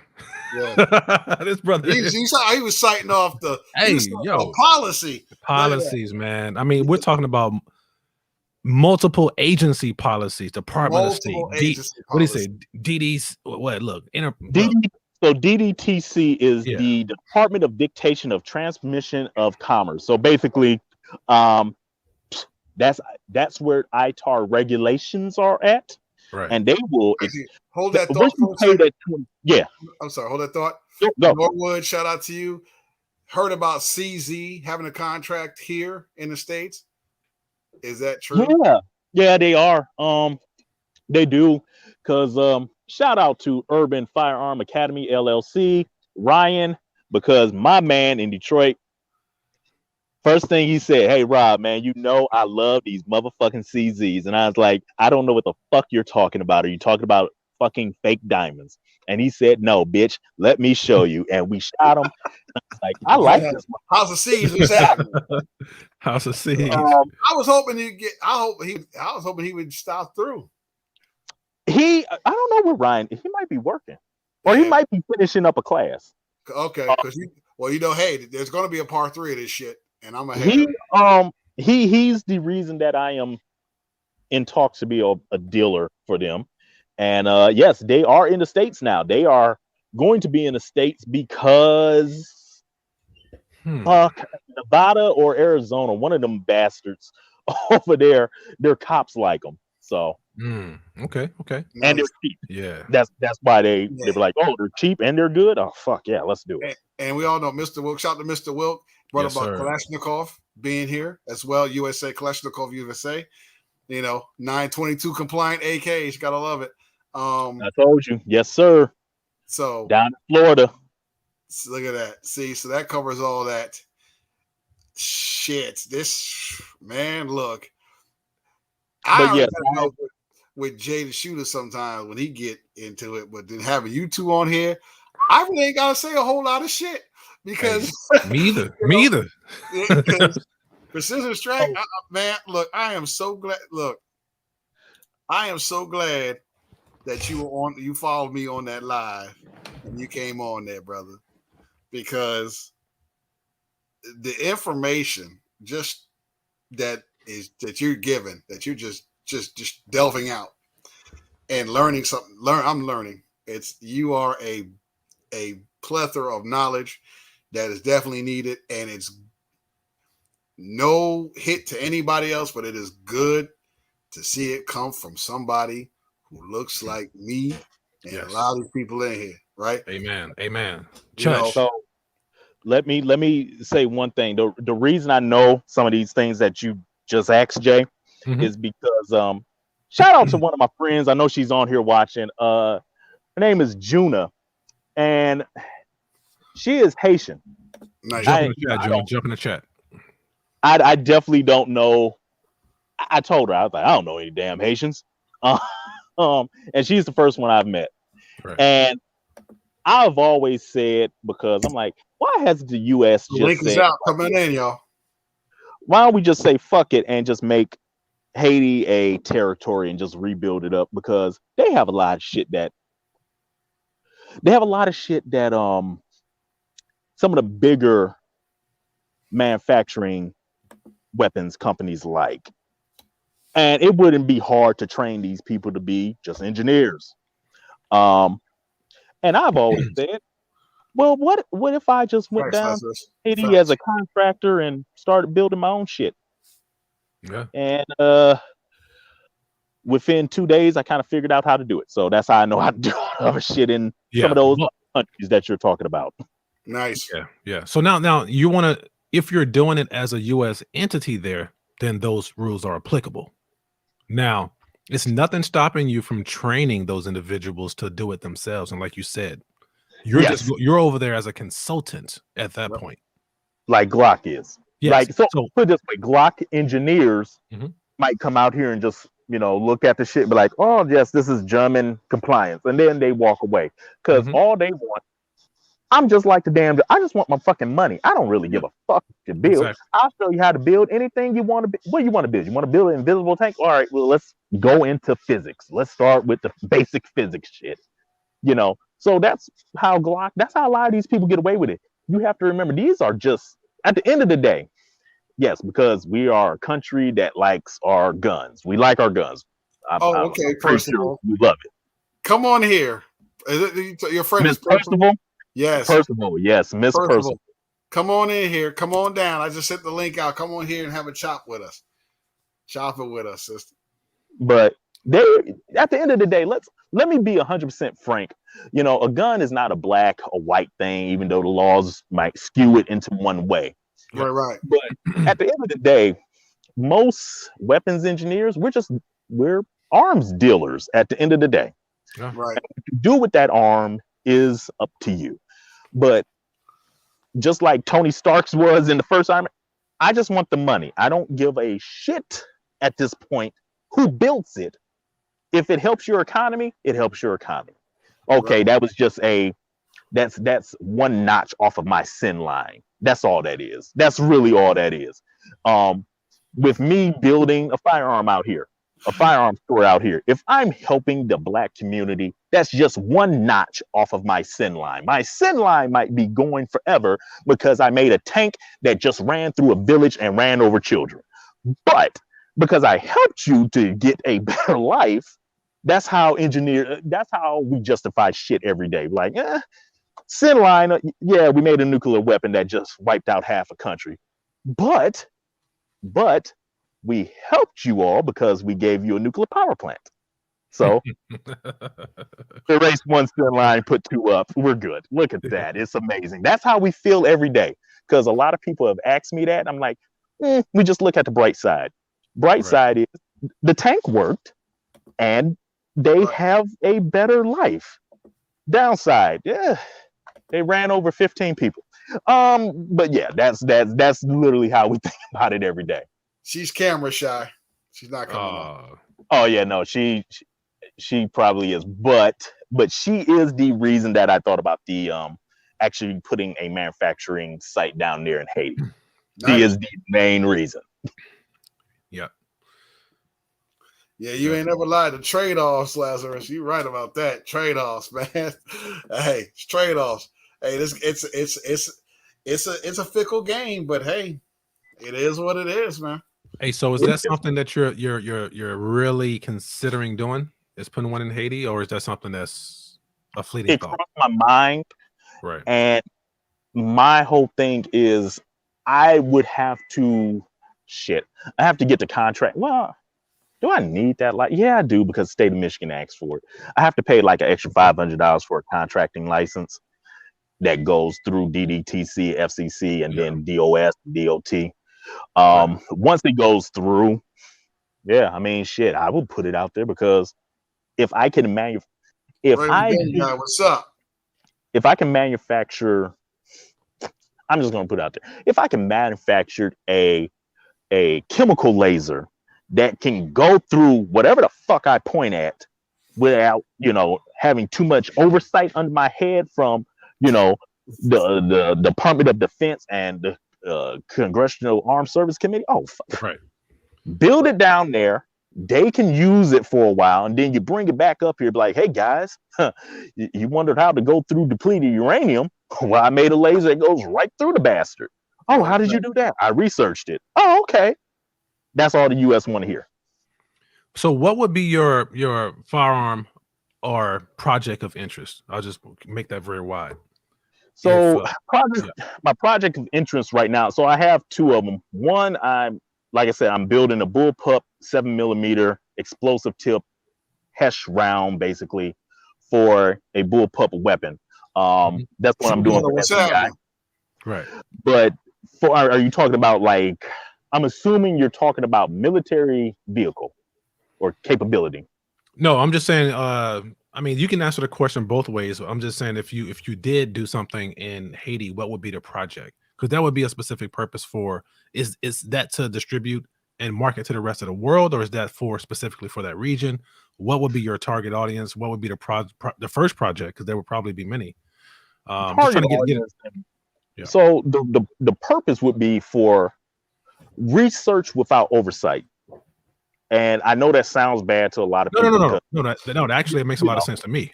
That makes a lot of sense to me. I'm glad you said that. You get a lot of people that be like, oh, well, case in point, we sent some vehicles over to, like, I don't know, hypothetically Chad, and they stopped their, genocide. But those vehicles were highly, highly experimental. And we were like, I don't know if we're going to put Americans in this shit. Let's put somebody else in this motherfucker. So when they usually hear shit like that, you get, oh my God, you're just testing it on people. Really, that's what Glock does every day. When you shoot each other, or doesn't matter if it's black, white, Asian, whoever, when you shoot each other and the platform works, Glock is like, fuck yeah, it worked. Look at it. The Germans didn't get hurt. These dumb Americans did. But I mean, unfortunately, that's kind of how it is. Double G, come on in here, man. You try to test your platforms in a place that has civil unrest, and you're kind of like, well, if I help them, they'll be nice to me, and they won't give a fuck what the hell I do down here. So in my mind, I said, well, no oversight. I still get paid by the U.S. government to actually do a research project. The Haitians, they have their liberty and freedom weapon, whatever they want to call it. Right. And they get back in power. And now guess what? Haiti is now, instead of being a third world country, they're a first world country, because we just gave them enough money and their own ammunition. And because really, I know this sounds bad. Don't kill me, Juna.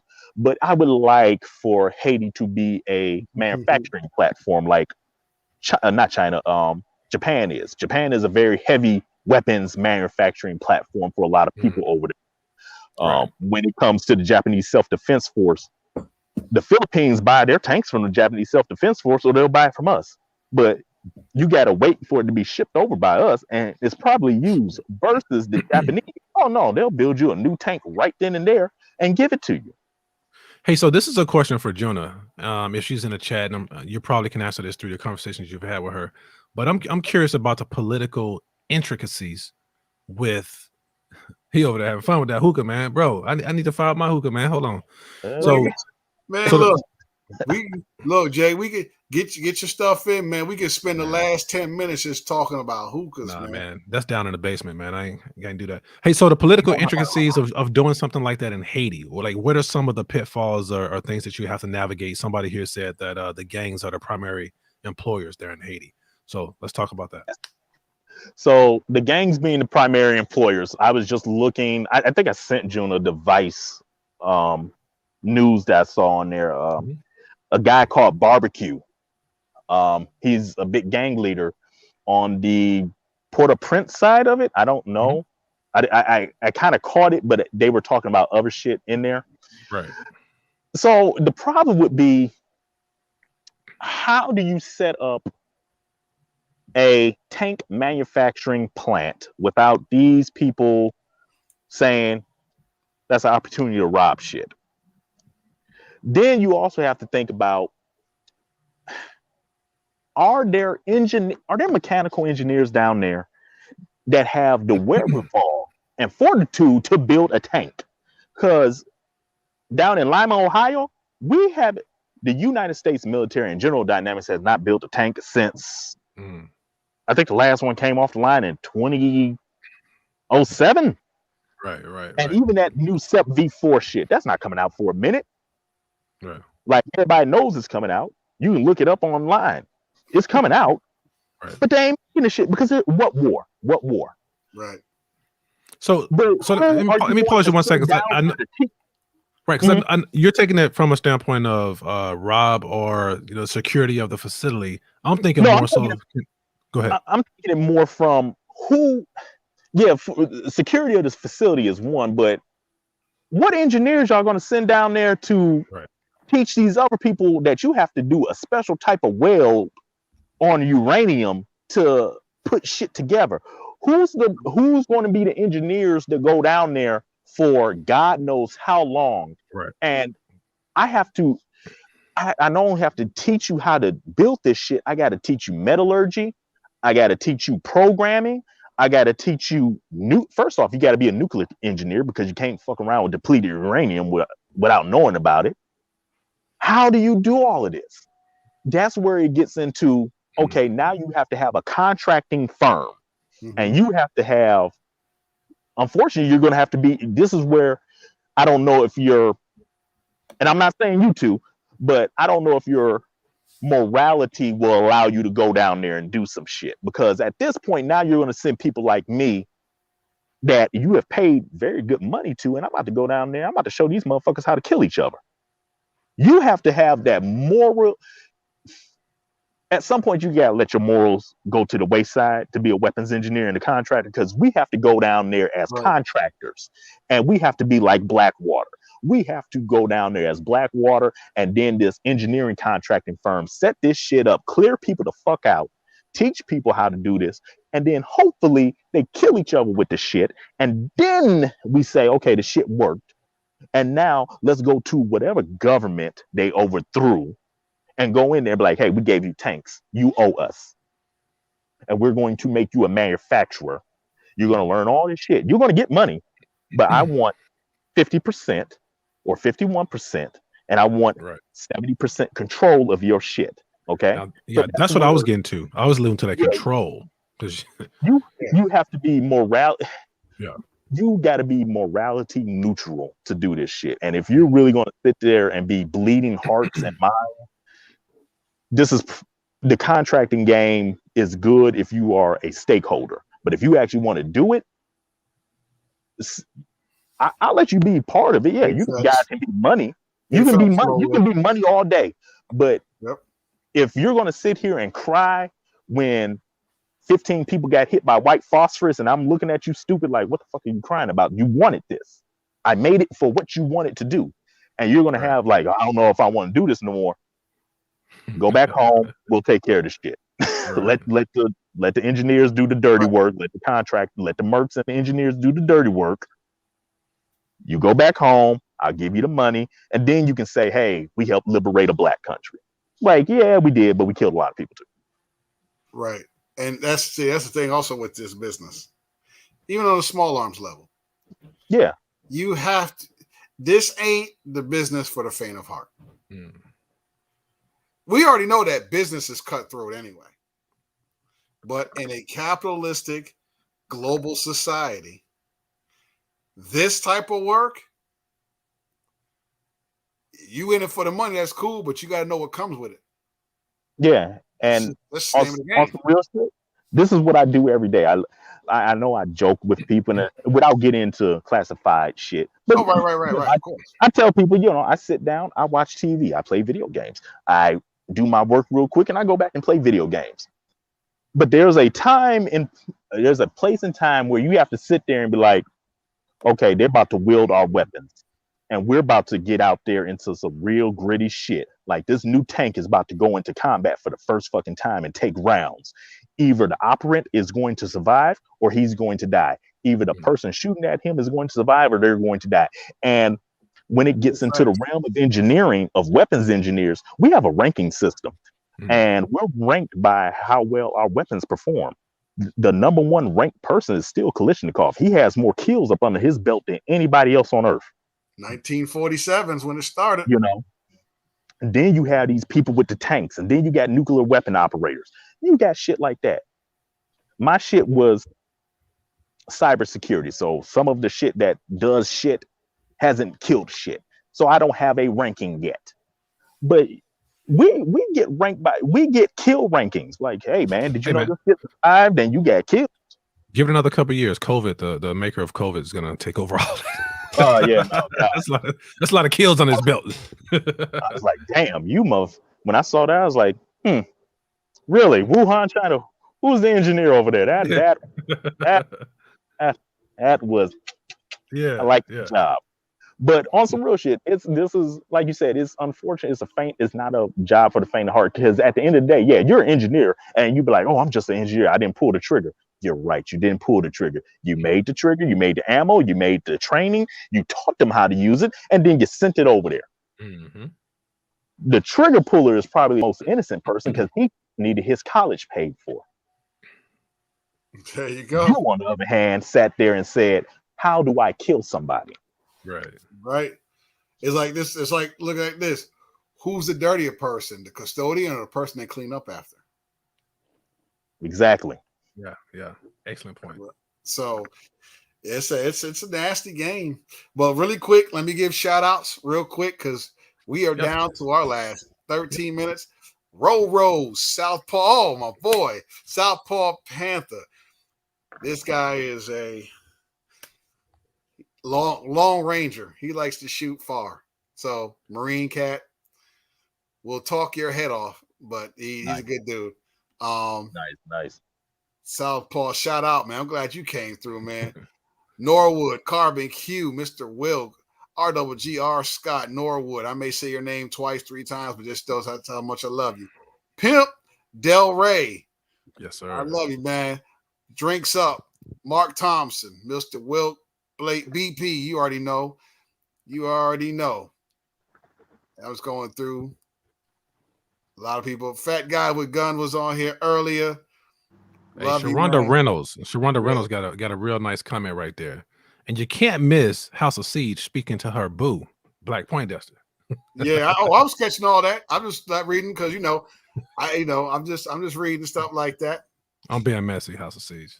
You may she whoop your ass. She will. I know, man. She'll kick my ass. I feel it right now. Are you on YouTube, Precision Strike? I think we asked this question before, but are you on there? You need to be. Yes, I have a YouTube channel. I'm going to start putting just tutorial stuff on, probably starting next month, because I want to start showing the build process of the facility. Plus, I'll be testing some of the newer Glocks. Oh, wow. Okay. Definitely going to be testing a lot of newer platforms, and then I have a couple of contracts like with Safe Light, and then a couple of 500 AR armor. So we're going to be testing them against some of the rounds that I'm going to be making.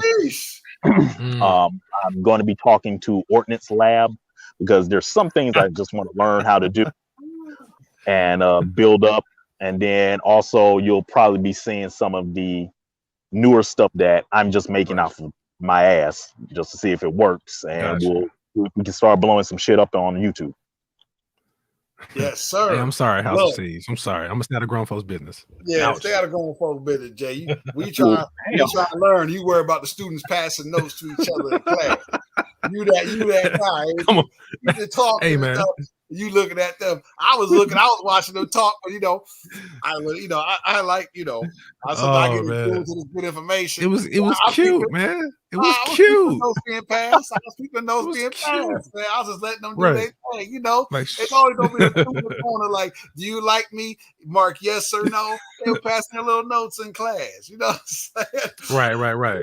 Hey, so definitely, man. So we still making that trip in January to go to Detroit? Absolutely. Yes. I'm going to be there. So, and it's still open for anybody that you feel or deem worthy to come up here. It's not just for CPL. It's not for just instructors or FFLs.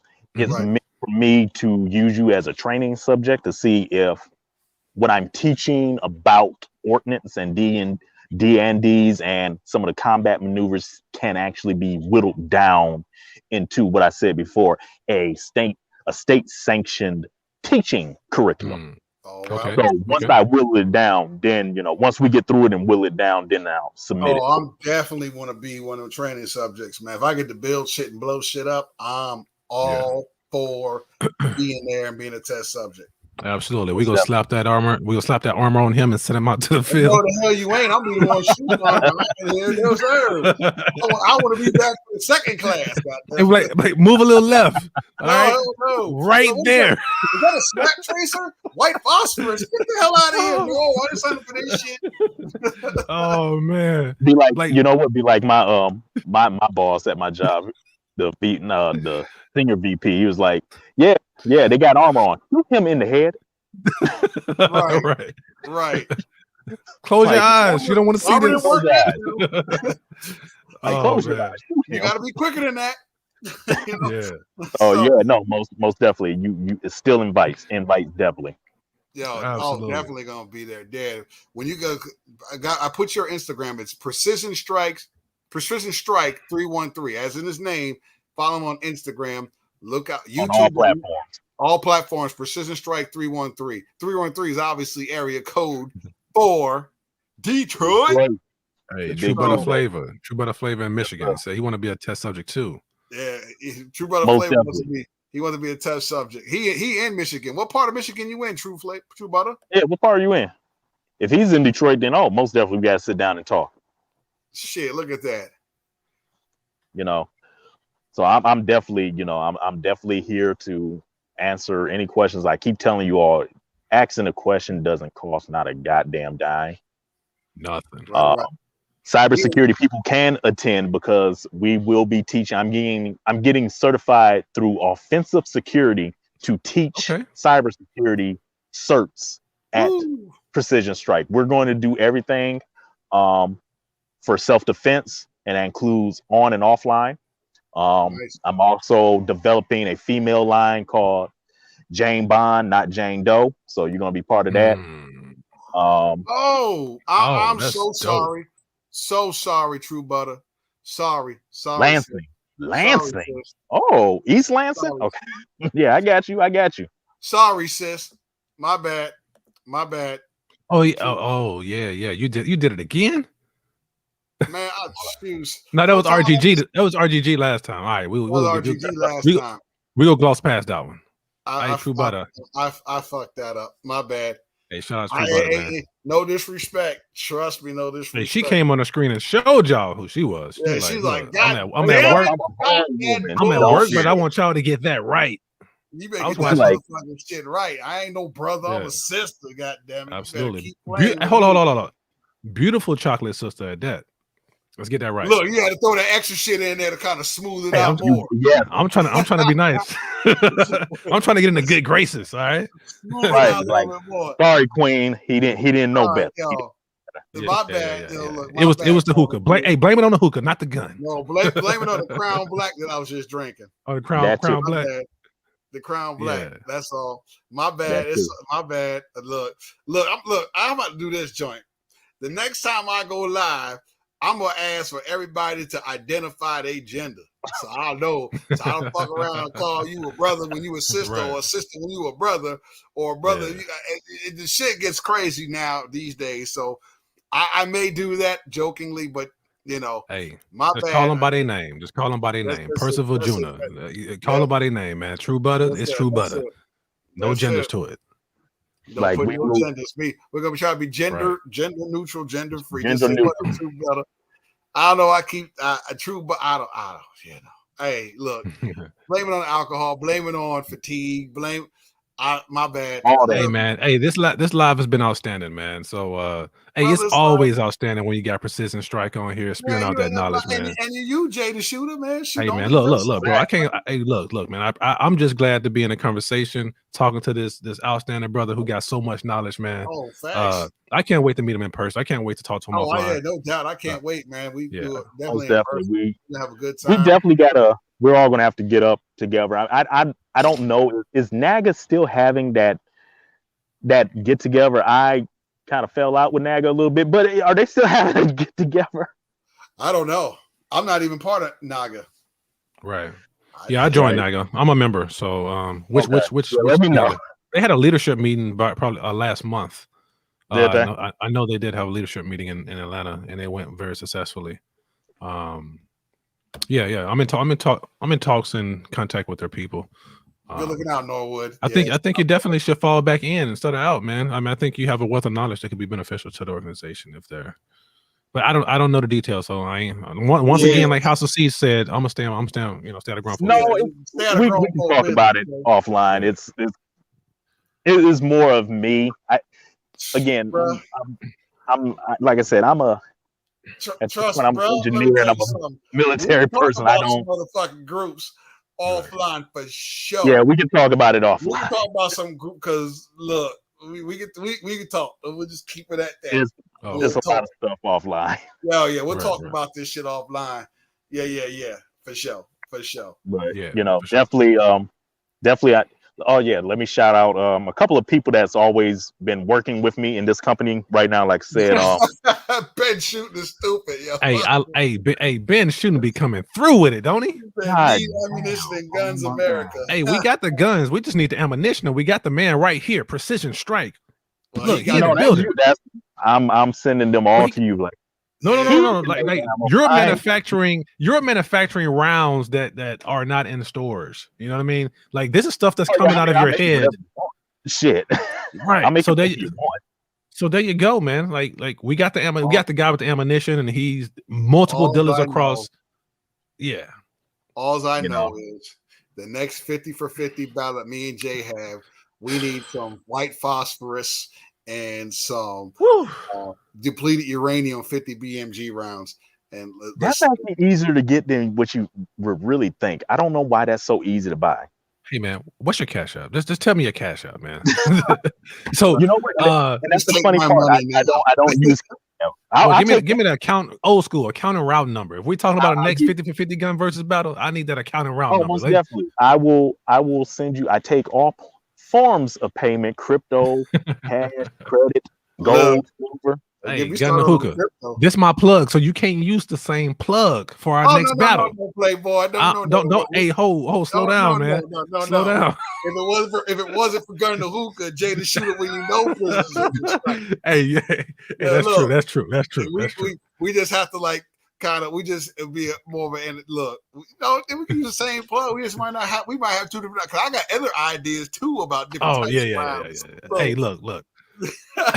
Hey, you know what's funny? Let's keep it real. No, go ahead.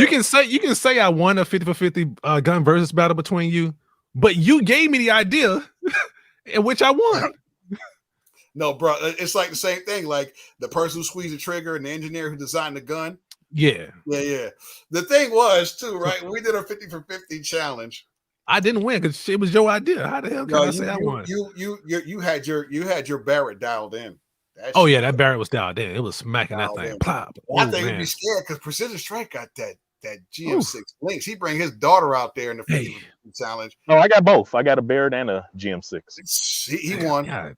Yeah. I don't even want to. There's no battle. Can you imagine if he was in that shit and he There's no battle, but let's do it for shits and giggles. For shits and giggles, we can always shits and giggles. We can go and tickle his fancy and let him blow. You know what I'm saying? Let him shoot some shit up and do a 50 for 50 versus in January. Ooh, we can do it. We can definitely do it. We can set up some TNT and C4. We can hit those. Oh hell, sis! That's what I'm talking about. Use that as target.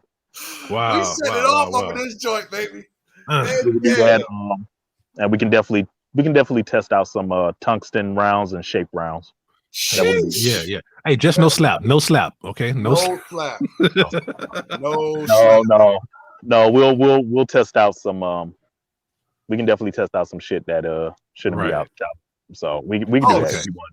I don't want to have to put a thumb in it. You know what I'm saying? I don't want to have to put a thumb in it. No, sir. Hey. No. We can definitely test out all of that. We can get you talk to the lawyers and everything. If you want to, you can talk to other engineers. You can talk to the a lot of other people, man. It won't just be you. Like I said, Ryan from Urban Firearm Academy, Chris Bass. She is the person that taught me, my CPL instructor. She is with Phoenix Rising Firearm Academy. So definitely have to check it out. And then some of you might be on my page. You might see Staff Sergeant Diggs with Diggs and Company. She is a black jeweler in New York's fashion district. She will be doing like the gold plating and stuff for my firearms and stuff like that. Really? I get a lot of people that's like, you do engraving and stuff like that. I'm like, I can do engragements and stuff, but you want gold? I have to stick to her. So check it out. I need her details, brother. Well, I was literally Instagram. I was literally just talking to another person about gold plating something. I might as well keep it in the family. Keep it in the family, brother. I actually got to send her FFL license agreement because she has to be able to take it in and manufacture it. So that's still considered manufacturing. So she's still gunsmithing. It's gunsmithing, isn't it? Yeah. So you can do gunsmithing as an 01. That's no problem. Yeah. So we're gonna put her up under 01. But she's really cool. She used to be a combat medic. But Gumbo Grills is her business account. But if you just want to, Diggs CO is her personal Instagram. She'll do whatever you want. Jewelry rides for it. Diggs. And then how do you spell it? DIGGS CO. And you'll see her. She has at least $45,000 worth of jewelry on it, all given points in time. Do not act if it's fake. She'll slap you. Yeah, I'm sure. Okay. She is 6'1" and big and strong. But then also I got to shout out people that's helping me with my gun boxes and stuff like that. Some of the gifts. Want to shout out. She's the sweetest. She does vegan cookies and vegan baking in Philadelphia. And then my other partner down in Texas with Sweetest Treats 13. She does chocolate and everything else. She's down in Texas, so she already knows the gun laws and stuff down there, what's going on with that. So, I'll put them up on my Instagram as well. And then if you're in Detroit, Shoe Doctor, I work with him. Ken is a really good guy. Okay. And that's pretty much it right now. And then all the big guys, Z-Max, I work with them. Action Targets is probably going to do my whole range. Damn. They're probably Action Targets. Yeah. They got that Genesis targeting system. Oh my God. They were like, it's 13 grand per lane, but it's worth it. I'm like, I guess. Jesus fucking Christ. But they're really good. So I'm gonna be working with them. I looked at their shit too. They got some pretty fly ass shit. They really do. They're really fucking good, man. Shoot, man. Look. So Genesis Targets, you said, right? I've been rocking with Shoot still, but I'm gonna have to check them out. What is it?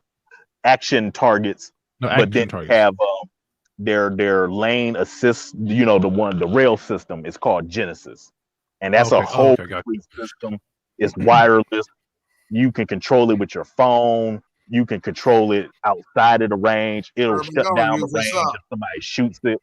They do a lot of good shit. They're really good. Right. So definitely gonna be working with them. And then of course, all the firearm manufacturers. I don't know. I name one. I probably talk to them. So So, bro, information. We have come to our 2-hour limit. We don't want to give them all. You coming back? Yeah, dude. We could do, but man, you coming back? You Almost hey, he need a segment. He need a segment. You are forever invited. Yeah, absolutely. You are forever invited until you get your YouTube going the way you want to go, and you just want to chop it. You are more than welcome to chop it. Hell, I could fall back and let you just go for broke. Yeah. Nah, man. Like I said, you all are always welcome. Come on down. Like I told the lawyers, hey, you see these motherfuckers come in, just let them. They're fine. Just let them walk around, pick up around. Let them shoot whatever the hell they want to. I don't care. Like, hell yeah. Yeah, man. Look, y'all. This is why I've been in this game. This is why I learned from people. Get webcams. Get that bullshit off my fucking page, you pieces of shit. Jesus. Fuck all webcam chat. Get all that bullshit off here. We ain't got time for that crap, man. Get it off of here. It's going to block. You come on here with that that's bullshit. The Crown Black. Hey. I'm going to find your ass. Don't fuck with the Crown Black. They gonna let you know. Look, man. I only have one on drink. That barbecue right now. Shout out to Hayden for the I just don't like that stupid. All that shit irks the hell out of me, man. We having a great conversation, and people just want to find ways to just jerk it off. I just don't like that stupid shit, man. But anyway, getting back. Brother. We get woosah, man. Hey, no worries. I know if any of our sisters out here want to help me design some of the stuff for Jane Bond, Never Jane Doe, let me know, because it's really for you all. It's more for women. It's going to have Black centric to it, but it's just for women. I'll be designing firearms, redesigning firearms, also non-lethal and lethal devices that are not concealed carry, issues. So, no, that's cool, right? To hear that, it's not a clothing line. It's not a clothing line. This is really meant to, save your ass. Yeah, that's what's up. Solutions, providing solutions to the community. Absolutely. Yeah. This is good, man. This is good. There's a part 3, man. I'm gonna need you to bring Ryan on here too. Yep, you need to bring Ryan. Most definitely, I'll make sure that Ryan and hell, I'll see if I can get the other CPLs. These are CPL instructors. I'll definitely have them talk to you because, like I said, I do the CPL. I'll teach you. I'll do all the counter mass shooting shit, but I'm trying to get more into the counter ambush shit at this point in development. Yeah, I wait on that bottle, Rodney. You already know, man. I can't wait. I might drink that on one of my lives and get really lit up in here. I'm not bad about that. Apologies, y'all. I just choose what's happening, man. You coming late, just late. People coming in all late. We about the party. The party pretty much over, man. You gotta come back for part 3. Check it out, part 3. They bring Ryan and Jay. Billy. We want to do it. I want to do a straight up FFL. And you know what? And that's the crazy part because I do have guns all up in the car, and I forgot to even show them off. Oh, you can't do it on live. You can't do it on live. You can't do it on live. Yeah. If you have them behind you, like display, like that. Okay. But you can't physically hold it because YouTube. I'm glad you said that. YouTube will slap hands. Really? Yeah. YouTube. You can make a video. You just can't do it live. Oh, you can make a video, not do. You can make videos and then upload them, but you can't do lives. You're like, hey, look, I got a fragmentation grenade because it's inciting violence. That would have been the first thing I said. Like, hey, look, this is a claymore, and this is how you pull the pin. Yeah, they'd be like, YouTube would be like, yeah, about that block. Or demonetized instantly. Yeah, they're like, you're not right there. But here's the fucked up part, right? Let's say when I start getting this bread, they'll demonetize this shit from me. I won't see a check, but YouTube is still going to get a fucking check. Oh, yeah. From the algorithm. Yes, sir. That's how the game is played. Yes, sir. Love it, Jay. Hey, shout out to Juice, man. Yeah, I just saw Juice, man. I hit him up, man. He late as hell, man. Yeah, Juice man. Late. Wow, check it out. Here we got we down to our joints. Precision Strike gonna be a part 3. Part 3, I'm gonna put it out there in the air. Precision Strikes, Jay the Shooter. We're gonna have a Seb 2 Precision Strike going back and forth versus. Not a versus, but a lot of good versus. But we're just a lot of brain picking. We're gonna probably get more into more of the switches. We'll definitely talk more offline to work it, to organize it a little bit, so we'll know that what time it is and I get everything set up. Also, plug for me, I got another live with a gentleman. I call him the king of short barrel 50 Beowulfs. Nice. So he will be on Monday. Shisha Shenanigans on Saturday with my boy, with TK and Dre, starring Juice and Gershon. So it's going to be the Wild Wild Wednesday boys with Shisha and Shenanigans next Saturday. Don't miss it. Don't miss it. It's going to be a fucking hoot, man. You already know. And because you already know Dre can get busy, and I'm bringing these two knuckleheads on. It's going to be fucking beautiful. Might even bring Jamal in the mix. So it's going to be a wonderful time. But everybody, shout out to you. If I missed you, I apologize. I ran through names. Shout out to y'all. You know I love y'all. Kelvin, in case you shot yourself, I missed that joint. But shout out to everybody who showed up here. And just go back, check me out. Be prepared. Monday, some good stuff. Oh, yeah. If you haven't sent me a picture of you and your Glock or video of you shooting the Glock or both, the deadline is 10 o'clock tomorrow morning. 10 o'clock tomorrow morning, so I could get this Glock collage put together. The shit is up to fly. Shout out to people who've already sent it. If you don't, that's fine. But just we're gonna get it. We're gonna get that joint. We're gonna get that joint here. I wish we could, Mark Thompson. I really wish we could, but YouTube is like, I want that YouTube bread so I can get more guns to do videos on. Right? So we don't mess up the bread. I'm not making bread yet, so but still, I don't want YouTube to stop me from making bread by the time I make bread. So good night to everybody. We will send it to my DM. Sorry. Instagram is at Gun in the Hookah, like you see here. DM me, Gun in the Hookah. Gun in the Hookah. Appreciate it, Lazarus. I appreciate it, Mr. Wilk. Carbon Q, love you.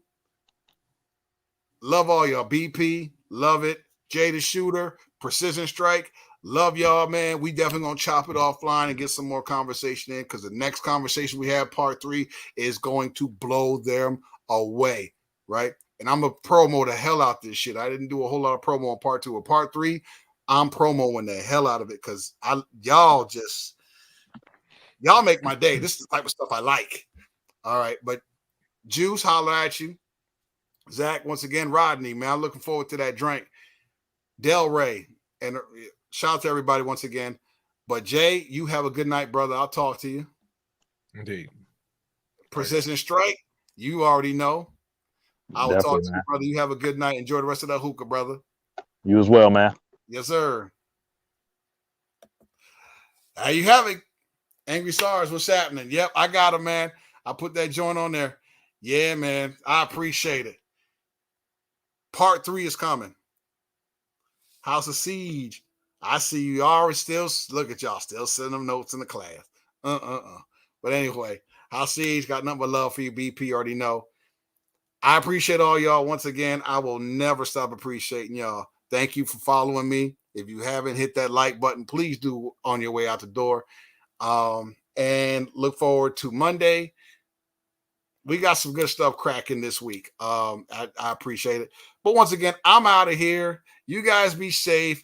Gun in a hookah out.